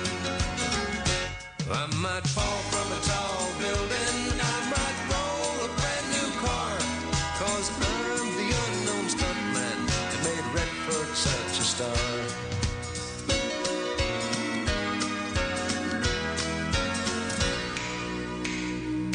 I've never spent much time in school, but I taught ladies plenty. It's true, I hire my body out for pay. Hey, hey, I've gotten burned over Cheryl Teague's, blown up for Raquel Welch. But when I wind up in the hay, it's only hay. Hey, hey, I might jump an open drawbridge or Tarzan from a vine, 'cause I'm the unknown stuntman that makes Eastwood look so fine. Here we go. Last hour of the show, dear listener. Sing hosannas, fun times ahead. 0344 499 1000 is the telephone number if you want to give us a call. You know the score. You're very welcome to give us a call about absolutely anything you want. Me and Kath sit here and we talk nonsense and we jibber-jabber away. Quit your jibber-jabber. We might have to, but we sit and we talk nonsense, and you are welcome to call in about any of that nonsense or anything else you fancy. Good evening, Sheila. Oh, gosh, I feel so awful because I forgot about what I was going to talk to you about last night. Well, that's okay. We don't feel awful about that. Tonight's another night. What have you? Please don't tell me you've forgotten what you've called in for tonight. I probably have, but geez. no, I haven't. Okay. No, what I was going to say Yes. is that I'm terrible at telling jokes. Okay. So I was going to try and be funny, Okay. but it's probably not going to work. So I'm going to just try anyway. Yep. Okay. Hiya. So last night, Did you just say higher? Yeah, I know. Why? Is that awful? Well, why? What in the? Are you going into like a stand-up comedy routine now? No, I don't know why you just said higher halfway through our conversation. And trust me, it is halfway through the conversation. Yes. Comics. This is where it goes wrong because I'm unfunny. I'm so. Well, but hang on. So are you going into like you're telling jokes in a comedy club now? No. Then why did you say higher? I just wanted to say hello. Here we go. But we were halfway through the conversation. Hello, Ian. Hello, Kath. But we. So. What? Go Can on I then. not start again, please? Yep, go. All right. Please. Can you be quiet for a little bit? Yeah, of course I can. Will you Yep. say to me, I'll be quiet on my show. Yeah, okay, be quiet on my show. So, no, what I liked about your first hour is you said people are talking very slowly. Yes. And every time I phone up, you say, I'm talking too fast, talking too much. Oh, God, she's still talking, she's still talking, she's still talking. And yet not saying anything. Just very observant, Catherine. Yes, that's true. Just right, so let's just get to the point now. No, it's ruined. You've ruined it now. I had a big joke planned. Because I'm terrible at jokes. Okay. I was going to do a joke. Not quite sure how I've ruined it. I'm going to be quiet and I'm going to let you get on with it. Here we go. Okay, so I was going to listen to Tony Slattery interview last night. I didn't get a chance to listen because my lodger moved out last night. I love Is that it. lodger in inverted commas? No, my. So it's not a actual euphemism. It's not. Okay, so it's a lodger. It's not a lover. You talking, didn't you? You're like me. You just can't stop talking. So I'm not quite. Okay. Well, you But do it is keep your butting show. in, It don't is your you? show. That's Well, you do fine. keep butting in, don't you? I'm David Babcock and I got my willy stuck in a hoover. Okay, away you go. Right. No, please don't leave me. So this is quite upsetting because You want me to my do it lodger for you, moved rub it out in? last night. Yes. I knew you'd do this. I knew Well, you you do would. keep butting in, don't you? I like mine quite hard, and then I like to put it all in my mouth at once. Oh my gosh. Dick. Well. Right. They've cancelled Brexit. Okay, away you go. We're just waiting. It's not going to work now, is it? Because I'm I don't know if it was going to work at any of the timelines, but okay. I had a good joke. I had a good joke, and you've ruined it. Okay. I'm going to be quiet. I'm going to be quiet, and we're going to hear it now. So you're going to listen. You won't be, will you? I'm going to be quiet. Zip, zip. Okay. Right. So, my flatmate moved out last night, and I really loved him. He's French. His name is Patrice. Is that good? What? Right, so his name is Patrice. What? His name is Patrice. He's French. What is the joke? No, it hasn't come. I haven't done it yet. But you've annoyed at me now. You haven't. You haven't. Is this the? Have you done the joke? No. Well, then there's no. There's that was the joke. No, it's not the joke. I haven't got. But didn't it you yet. say? Didn't you say? Do you get it or something just then? She said she was going to tell a joke. Okay. No, there is a big joke. Start again. There was a big joke, but I can't do it now because you've annoyed me and you've put me off my flow. So, baby. Why does life have to be so unfair? Okay, so is there? I'm confused. Is Patrice? There was supposed to be a joke, and like I said, most of my friends are comedians, and they think I'm awful because I can't be funny. I'm not funny at all. Well, I don't know. Was what you just said about Patrice meant to be fun? funny. That was that a joke or was that a true story? No, that was the start of the joke. Well, then let's get to the end of the joke, please. I'm really worried about Patrice. Right, so it took me a long time to get someone to live with me, a flatmate, a lodger, and I found someone who was French. His name was Patrice, and he was lovely, okay? And I tried to be very professional with him, so I didn't get to know him. And last night, I missed your interview with Tony Slattery, which I loved to have listened to, because we were having this farewell party, because he'd been here a year, and I had a little farewell thing, and we ended up sort of getting to know each other because I've been trying to be very professional and normal. And last night I thought, well, he's leaving anyway. I'll just be myself. What are you beefing on about? Hey? Carry on. I think we've got a cross line. Who was that? What are you beefing on about? Oi? Who are you? Just shut it, pal. Huh? Mm-hmm. Did we get a word in Edgware here? No, because Ian wants people to talk very fast. I'll talk very fast. If you want to talk fast, I'll talk fast. Am I talking to myself here? Who is that person? Are you real? Ian, who's that? Oh, God. Oh, God. What's the matter with it? What's the matter with it? Well, I'm in it, am I? What's the matter with it? Yes. I'm in it? Yes. Wow. Are you a plumber or something? Yes. Ian, who is this person? Justin. Right, so I'm going to carry on with my joke. It's ruined now. God. Don't you ruin it? No, it was a good joke. So I'm not going to go to the end of it now because you're all going to miss out on the funniness of it. Just shut it, pal. I'm shocking. Yes. Am I talking to myself here? Yeah, are you real? I think you probably are. Yes, I am real. I like the mushy peas. Yeah, I like mushy peas too. Dear. What a radio programme this is. Yeah, it's the best radio programme, so bugger off. Yes. Please don't go.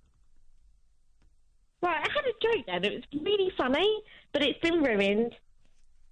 A guzzler. Who is this person? Justin. Justin, hello, Justin. How are you? Oh, God. Hello. Good morning, boss. Welcome back. Well, I don't like him. He's what a horrible man. Yes. I said such a good joke, a really good joke, and it's been ruined. What's the matter with it? You have ruined it. Who's that? Oh, gosh. Please don't go. Right, I'm Sheila. Flipping it. He's ruined my joke. It was such a good joke. You? Who is this person? Justin. Right, Justin who? Justin Daly? Yes. Okay. Oh, God. So are you going to read the news or something? Yes. Right, go on then. I've done a little garden. What? I've done a little garden. Read the news. Who the hell is Ginger Baker? I don't understand what this man says. Oonga, oonga, oonga, shagga, oonga, oonga, oonga. Hello, I had such a good joke and you've all ruined it. I've What's the matter with it for a long time. What's the matter with it? Planned it and it was a good joke and you've all ruined it. All of you. You? Ian and you.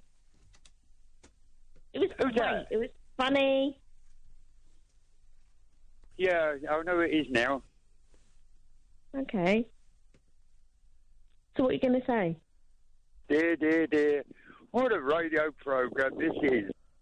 Yeah, it's awesome. I don't know, mate. Neither do I. Right, so have you ever phoned before? Yes. Right. Have I won? Okay, what's your name? Justin.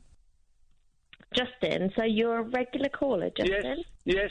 Right, so what number have you got on their membership card? What was that? Have you got a membership card? Yes. What is the number? What was that? What is the number on your membership card? What was that? What number has your membership card got? What was that?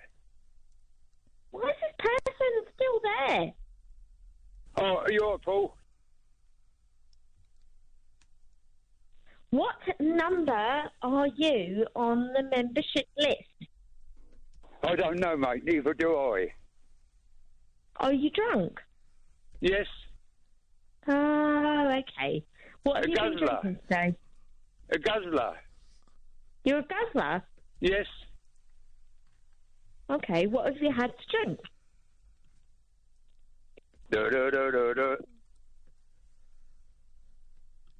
Okay, so you're not real, are you?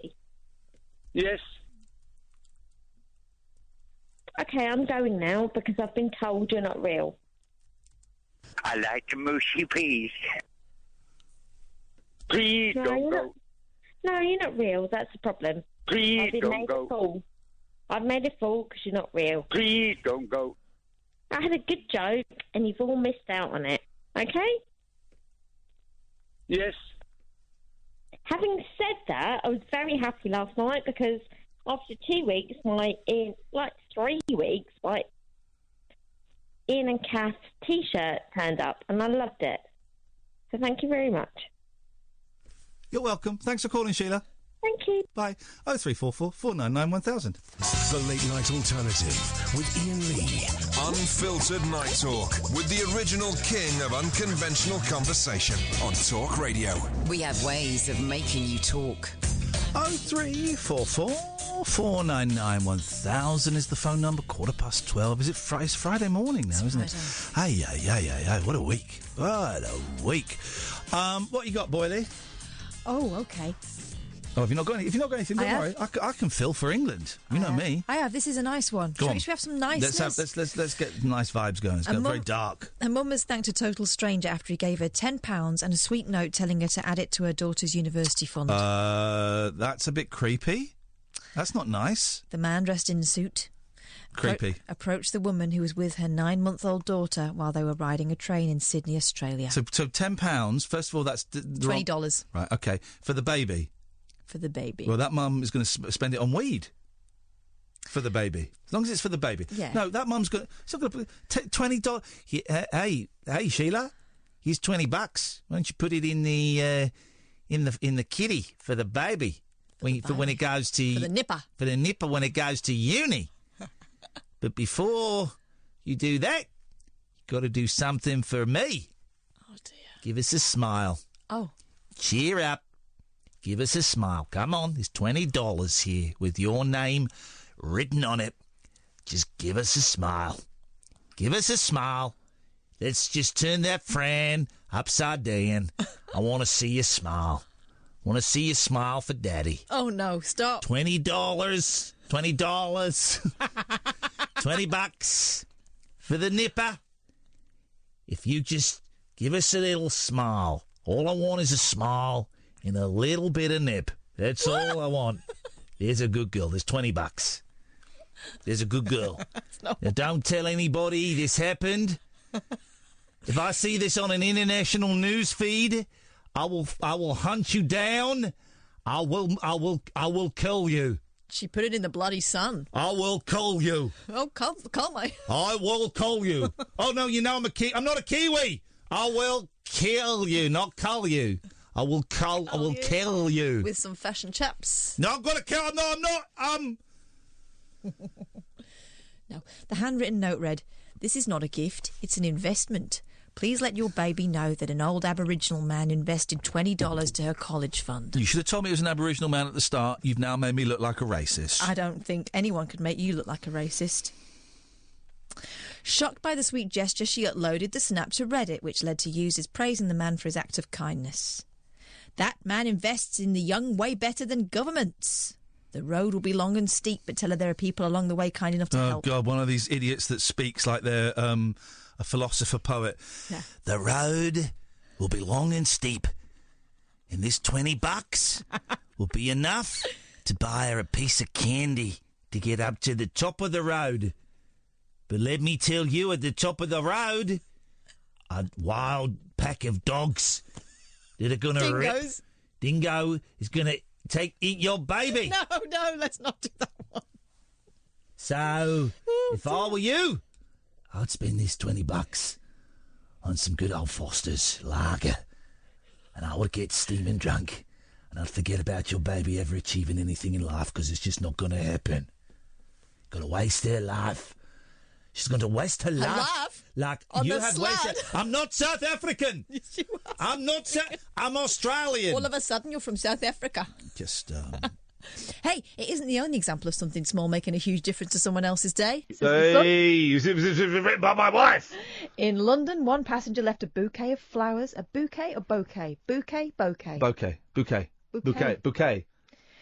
It read... Bouquet, by the way, I have to say this because I found this out the hard way. Bouquet is different from bukake. It's a very, very, Don't very leave that on the different, tube, no. very different art form.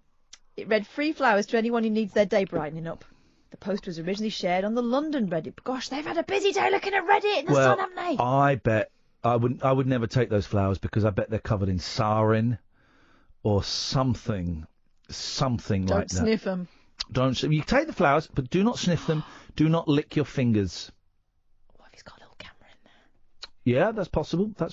I would consider that to be a possibility. Some of these perverts are very, very sophisticated. Do you remember my favourite paedophile was the guy? It's not What? my favourite paedophile Whoa. was the guy who he had like one of the biggest collections, right? Oh, God. And he was cocky. He was cocky. And he would post pictures of himself, his face, online, but with the face scrambled. So you couldn't work out who it was. Except you could, because the effect he used was the effect I think you get on Apple that, you know, you used to do on one of the early photo editing apps on a computer could make your face swirl. And he posted this and saying, I've got the biggest collection of child, pornography. You're never going to catch me. So the police got the picture and just unswirled it and went, OK, right, OK, we know who this guy is. And they went and arrested him. Idiot. He's my favourite. What an idiot. Right, and it was absolute idiot. Have we finished your story? Yeah. What about the flowers on the train? Yeah, that's what happened. Put it on Reddit. Right, but who found them? Found some flowers and said, I found them on the train. Who There's a found note them? saying you can have them. It used to be a thing. I got this from, did I get this from Clive Bull? I'm trying to think exactly what it was. I think I got this idea from Clive Bull. When I was at LBC, boy, I wish I had some of their listener figures. We would burn CDs of the show and label them. Right. The show. And I think we'd send some out to listeners and they would then just go and leave them. Like in a library or on a tube or in a, on a bench. And people, I think we had we had two people phone us up and say, I heard about this because I found a CD by a bus stop and it was your show. Wow. And I put it in and played it and I liked it and I listened to your show. I think that happened, but I'm also thinking maybe that didn't happen and maybe I dreamt it. I think it did. It's a good idea. It's not. It wouldn't work now. People don't have CD players. People don't have CD players. No, it wouldn't work now. I'll have to text. I'll text Clive tomorrow and see if he remembers. See if he remembers that. That's what we'll do. That's what we'll do. I get very tired all of a sudden. Very tired all of a sudden. It's been a long old week, isn't it? Busy week. Busy. It's going to be busy tomorrow. Got a busy day tomorrow. Got to go and do a VO. It means voiceover. And I've got the boys, which is always a joy. And then come and do this. And then up to Manchester on Saturday. And while I don't want to get too maudlin, I am upset at the listening figures. I'm upset. I'm embarrassed. I'm embarrassed. Do you know what? It's okay to be embarrassed. So much of this show is about confidence, and it takes the wind out your sails, does it? When you've not got the old confidence. And it's been a good show tonight. But it's generally always a good show, and I don't get why this show isn't more popular.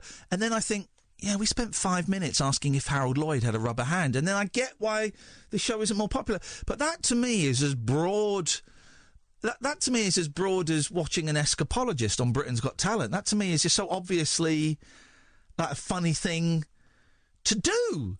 to watch that. And loads of people said, and thank you for all of your suggestions on Twitter today on what we could possibly do to attract more an audience. And most people said, well, more stuff like the Tony Slattery interview. Thing is, those interviews come, well, for me, once in a career.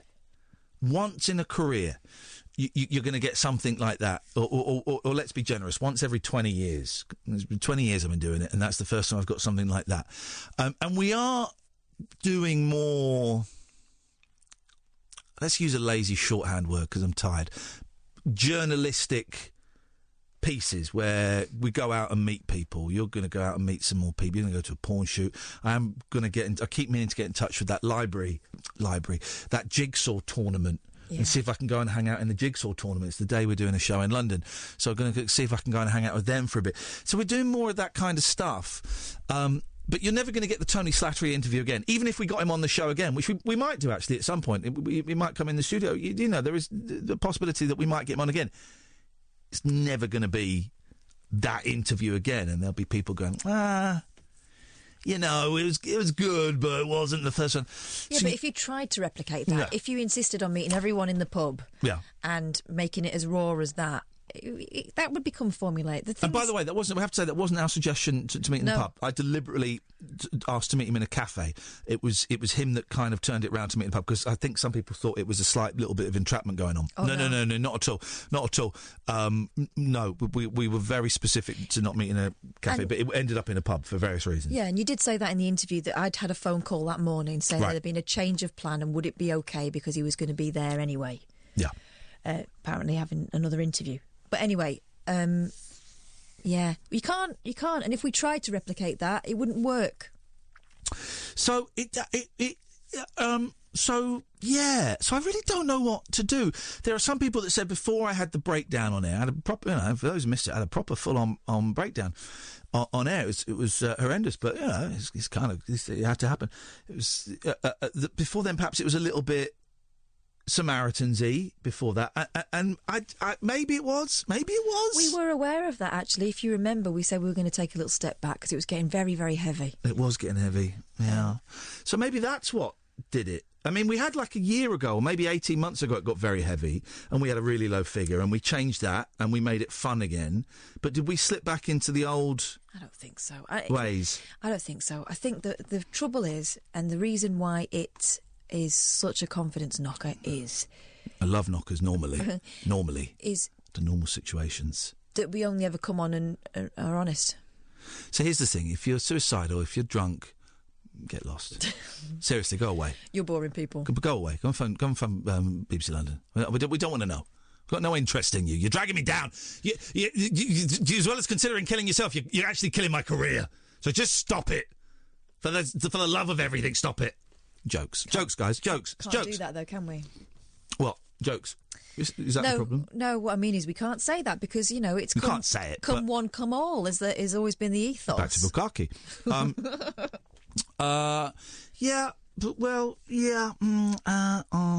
I don't know. It has not my confidence a bit. I tell you what I was doing today when on the way to... Nigel's calling in, that'll boost him. On the way to Kelsey Grammer, because I was nervous. And I was nervous because I had to get up early, which always sets me off badly anyway, because I'm tired. And I had to dress smart, and I had a shave that didn't take. And so I did, as I was driving in, listening to, the new Take It Away podcast. I love those guys so much. Such a good show. They're coming to the end of it, but it was such a good show. And I stopped that and I did affirmations in the car for 5 minutes. I'm not going to tell you what I said because it always sounds stupid and it sounds arrogant when it actually is the complete opposite of arrogance. You're trying to convince yourself. Yeah. Well, I tell you what, I will tell you what I said. I changed it from the first to the third part. So I would do I and then I would do you. I would address it to me. I would say, I deserve this. I deserve this. I'm as good as Kelsey Grammer. That kind of stuff. And it works, man. It really works. It shifts your confidence. It shifts just by like 1 degree. Just shifts it and it worked. And then coming in tonight, because I got the phone call from the boss quite late, maybe about 7, that we hadn't done very well. And there is an embarrassment because most of the rest of the station has done well, apart from a couple of other exceptions. I think most of the kind of weekday daytime has done well. So we look like shit, we've done badly. And So I think. So I was doing affirmations as I was coming in, and that helped because my knee-jerk reaction is, jeez, let's just quit. Let's just forget it and screw it. But I don't know. We're disappearing slightly up our fundament, which is it's not what I want to do. But it's a confidence thing, and that slips slightly. But that's all good. We know what we're doing. 0344 499 1000. Jay and then Nigel, stay there. We'll come to you in a bit. This is Talk Radio. The radio show for people who know the best part of the day is the night. The Late Night Alternative with Iain Lee on Talk Radio. We'll get you talking. 0344 499 1000. Let's go to Jay. Good evening, Jay. Evening. Hey, Ian. Hey, Kath. How's it going? Jay. Hey, Jay, what you got for us? I just heard you talk about the CD thing and I thought I'd quickly call in. I distinctly have a very early memory of Clive Will actually doing that, and I actually remember like calling in and requesting one of these and getting it, and it was like distinctly funny because I'd never been into talk-based radio or listened to it, and suddenly after having that, it's like that was the most funniest thing ever. But I just wanted to confirm. So hang on.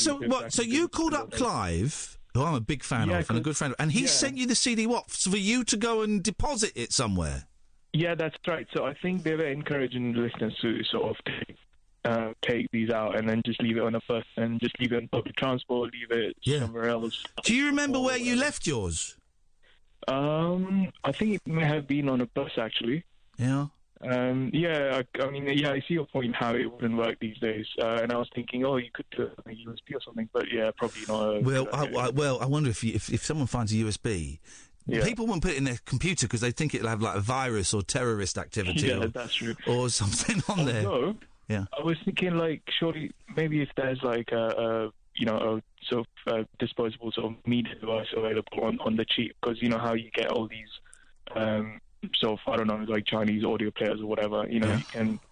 Hang on, Kath's having an idea. I've just had an idea. Go on, Kath's just had an idea, Jay. We should celebrate this moment. What about if we have, like the cards that we did? Yeah. But they encourage people to ring this number. That could work. Maybe depending on like the text or whatever you put out. Ring this number and ring this number between 10 and 1 Monday to Friday, and we'll give you £50 reward. Yeah. That's genius. That's what we do. But then you have to pay the money, Jay. I could consider it. You could be like, you could call in and do a specific thing or have good material, and then you can earn your £50. Ooh. But you only tell them that after they call in. But it wouldn't work. We did have an idea once, which I was going to copy from an Australian. When I was in Australia, I read about this. It's political, wasn't it? MP that had an idea to get votes. She put herself and her policies on Tinder, so that people would swipe past, swipe, and then you'd see this politician and you say, "I'm on Tinder and vote for me." Was the thing. That is pretty genius, actually. I guess in this day and age of social media, everything you gotta sort of. Evolve with the time and turn that CD into something else. Yeah. But, I just wanted to say that, it did happen. Like one of my earliest stories. It definitely did happen, and that was great. And that was, I think you were. I don't remember what you were presenting back in that day, but it may have been Drivetime, and I think I was one of the correspondents or something. Wow, Jay, you're old school. Look at that, man. You're what I call a proper fan, not these plastic fans. 5-star correspondent. Yeah. What correspondent were you? It was. I think it was just internet stuff. So you ended up calling it Web Uber Veteran 5-star. I remember you. I remember your made-up title. We did this thing, because we didn't have any features on the Drivetime show, and someone phoned up and said, "You've got to have features." So we did the 5:38 Daily Correspondent update, which and it would have. You'd have like people call in and like, this is. And you remember that kid we had who was the Night Rider correspondent. Yeah. He was like about 12, and he was the Night Rider correspondent. He was getting really into Night Rider, and then one day we got the Night Rider car at the radio station, and we invited him up, and he got to drive around the block in Night Rider. Blew his mind. Hey, Jay, listen, thank you, man. You've reminded me of some fun times when I had listeners. But I appreciate it. Nice to talk to you, man. Thank you very much indeed. What a nice guy. Speaking of nice guys, it's nice guy Nigel. Oh, hello. Hi, Ian. All right. All right, Nigel, what have you got for us tonight? No, I just wanted to talk about Mum tonight, really. Okay. So I've had a bad day today, really, I would say. What happened? Well, I wasn't well when I got up. I wasn't well when I got up. I get some bad days and some good days. Yeah. I know. I get it. I think I kept waking up all the morning and I couldn't sleep. Yeah.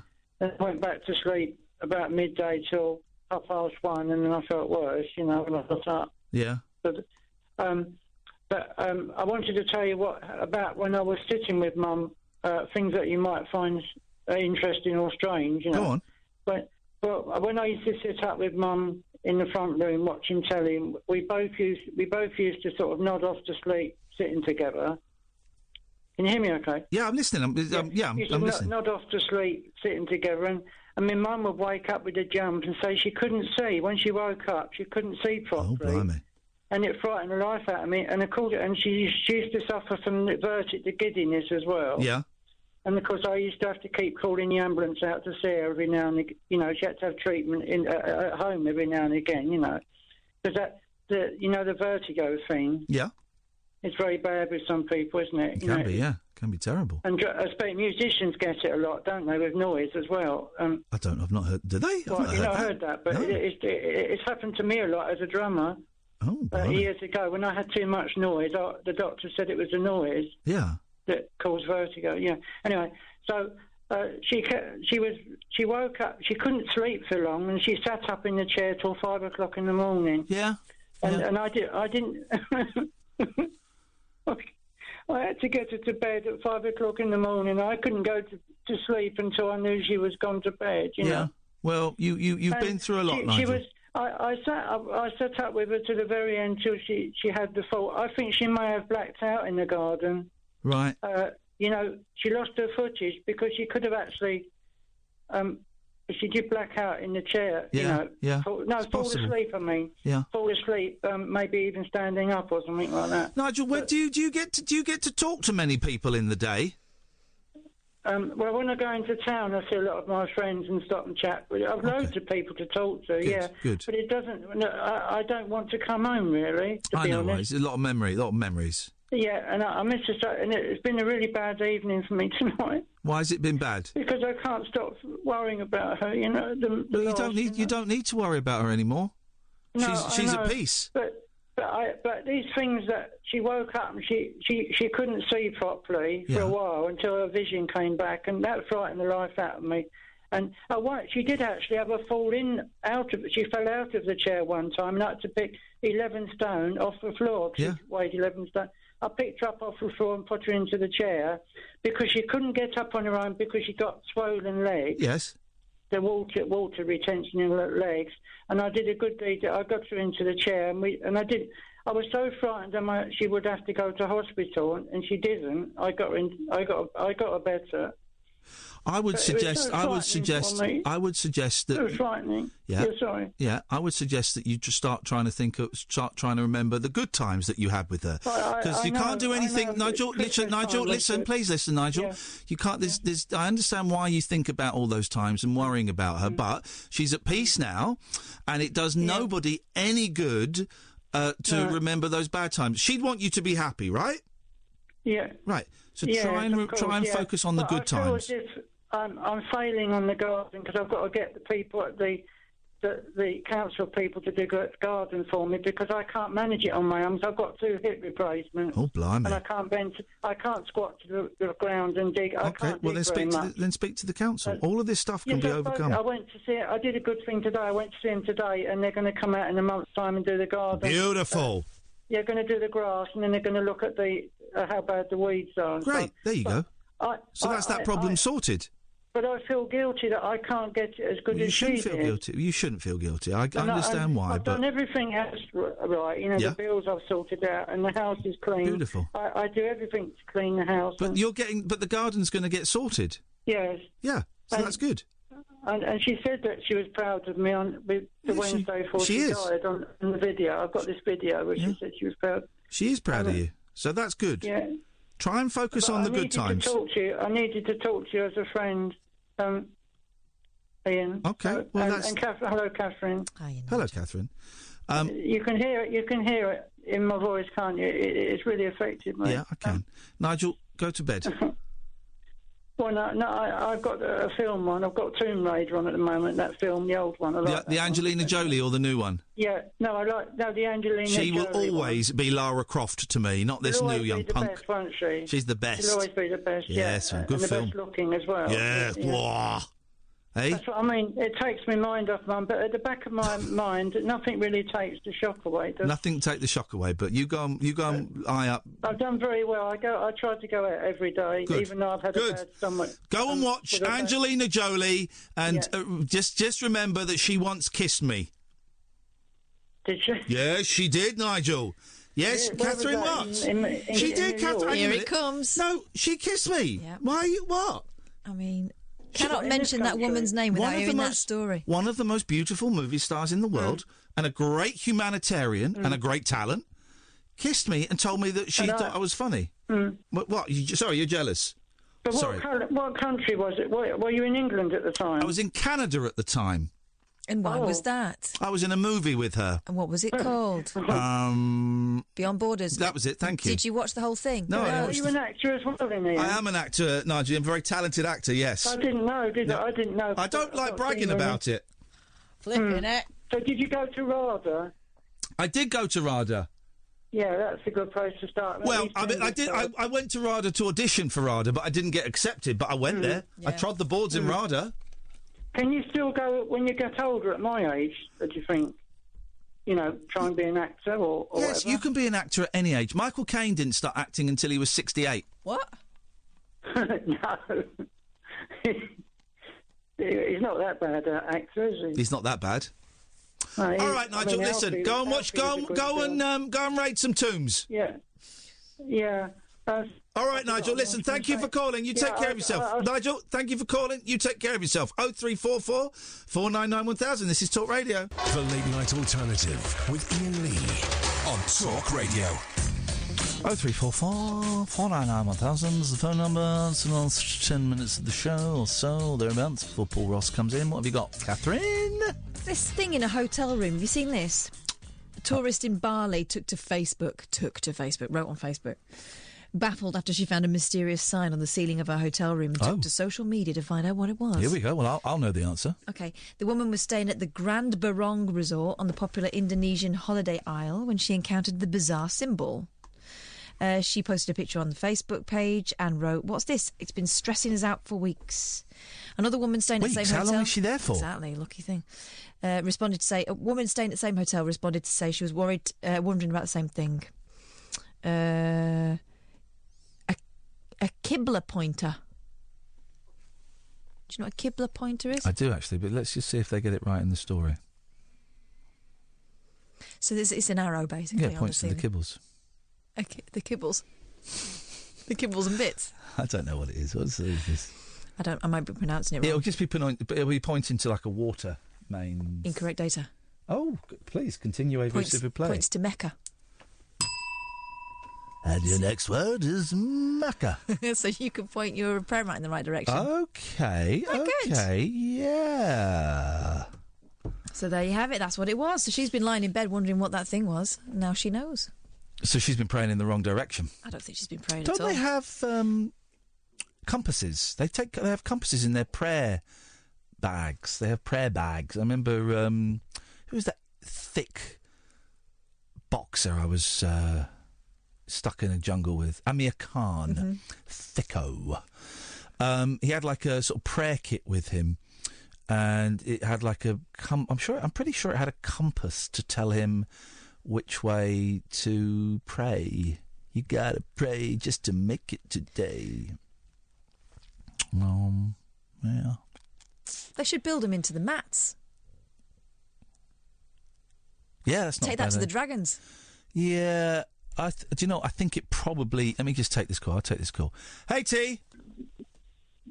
Hi, how you doing? Hey, T. That's a place, isn't it? Voodoo. Mm-hmm. Hey, T. How you doing, man? Not too bad. What you got for us tonight? You're on the air, by the way. Yeah. Oh, am I? Yeah. You come straight to air.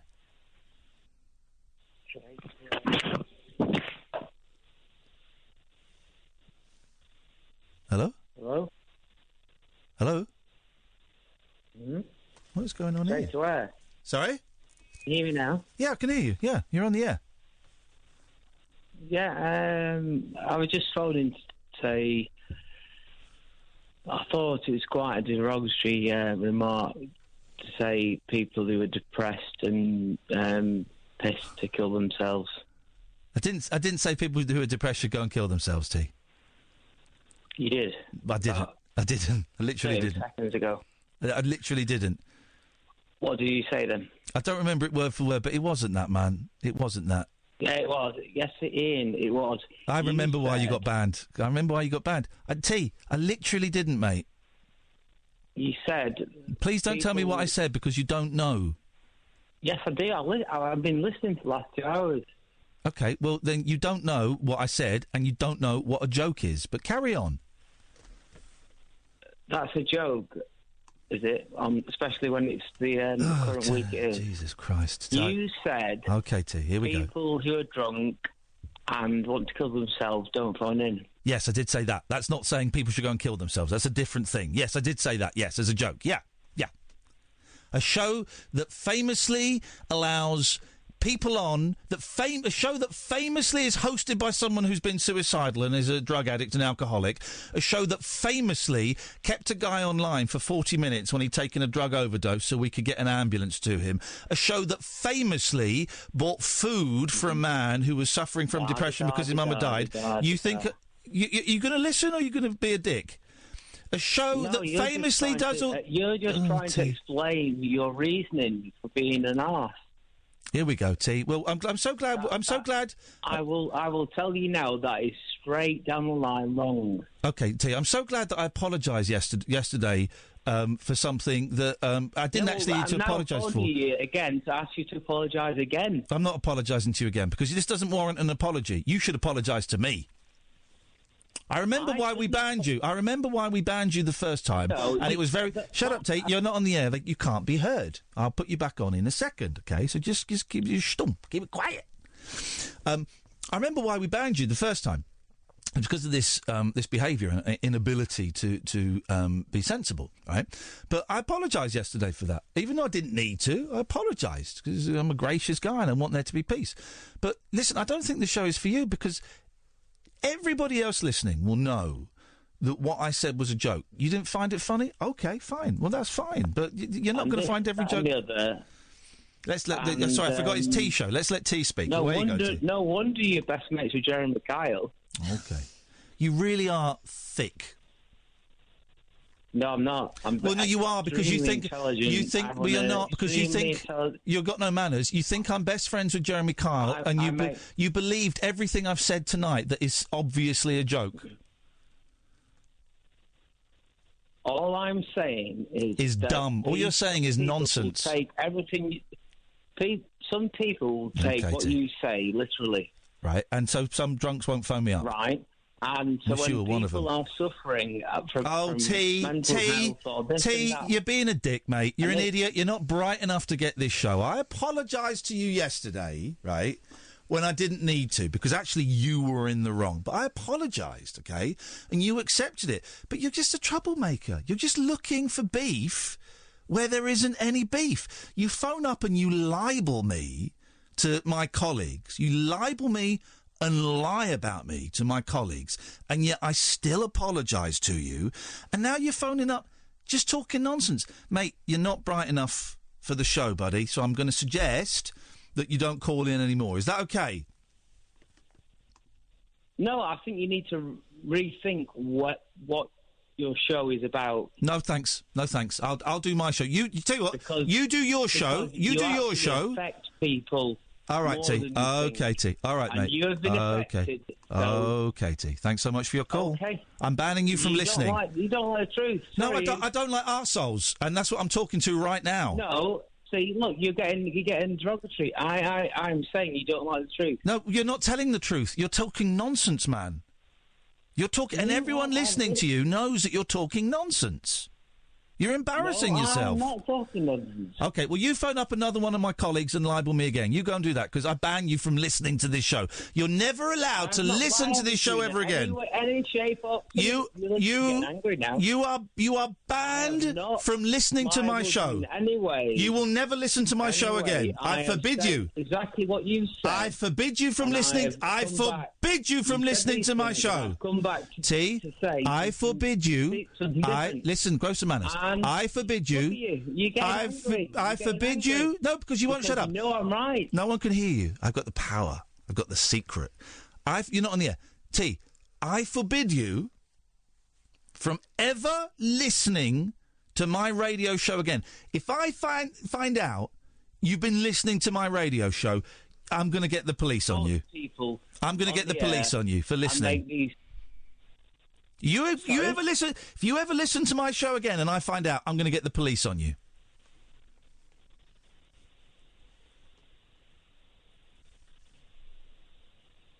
Okay, we got a deal. You never listen again, otherwise I'm going to send the police round. Send the police round. Yes. They'll listen to the radio tape. If you listen to my show ever again, I will send the police round. Yeah. I think you're so ridiculous to even say that. Now you're getting the point. Now you're getting the point. Well done. Yes. If you ever listen to my show again, I will send the police round to arrest you.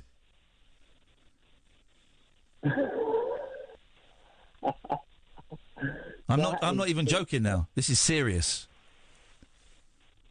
If I find out you've been listening, you can expect a... I didn't hear what you said. You got a potty mouth. You listen. If I find out... Come in, Paul. If I find out you've been listening to this show, you're going to get the police. Come in, Paul. And they send the police round. I can ban people from listening. How you doing, man? You all right?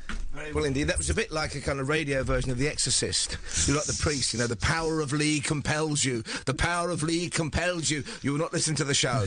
I'm happy to have you aboard. Keep listening to me. I need all the help I can get. No, mate, we've almost hit double figures on my listenership. We've gone down. Our show's gone down. Can you believe it? You probably can. Our show's gone down. I don't get it. I don't get it. You know the second law of radio? Yeah. The first law of radio is, Kath, with respect, the host is king. Yeah. The second law of radio is, when radios go up, we applaud them. No. When they go down, we don't believe them. The whole station's It's all fiction gone up. and nonsense. The whole station's gone up. No, it hasn't. Julia Hartley-Brewer is dying like a louse in a Russian's beard. Seriously, 4 men and a wet dog listen to that nonsense. You are the king of talk radio. You're the best thing on between 10 and 1 a.m. Serious business, isn't it, though? Apart from at the weekend. What is on your show tonight, Paul Ross? I kind of forgot. Oh, I remember now. We're marking the 160th birthday of Sir Arthur Conan Doyle, and we're not alone. The Royal Mint is issuing a 50p piece. Oh. And they've done a very witty thing. You can buy a solid gold version-ish for £795. 50p piece? Yeah, but it's made of gold. They're buying, so it's a collectible one. There's one that will never be in circulation for a tenner. It will soon be in circulation, but they've listed on the back one Sherlock Holmes short story for every decade of his birth. But they're too tiny to read without a magnifying glass. Oh, beautiful. Which is a lovely thing to do, isn't it? So we're talking to... member of the Sherlock Holmes Society. I like tiny things. We've got a woman on. This woman who's written novels, sorry to cut in. No, go on. Was one of the co-screenwriters of the original Tron. So I cannot wait to talk to her. I know. And she now writes... She used to work in university as a script developer, co-wrote Tron, and now writes Sherlock Holmes pastiche novels. I was one of the only people that liked Tron when it came out. I love Tron. And the kind of sequel where they've got young... Jeff Bridges, even though he's... it's a great film. In fact, I had it for the longest time on video, and I gave it to my nephew Miles, who now comments on video games for a living. Yeah. Because it's huge, the first Tron. And it still looks, that whole... Anyway, right. So we're doing a bit of that, Arthur Conan Doyle, and the usual old tosh. Thank you I want some Eurovision nonsense. Yeah, that's been going on. Thank you very much, Paul. Thank you, Catherine. You're welcome. There we go. It's manners, isn't it? You must never listen to the show again. You're banned. The radio police. Put your stripes on your neck. Talk Radio. We've got entertainment, and we're not afraid to use it. Talk Radio.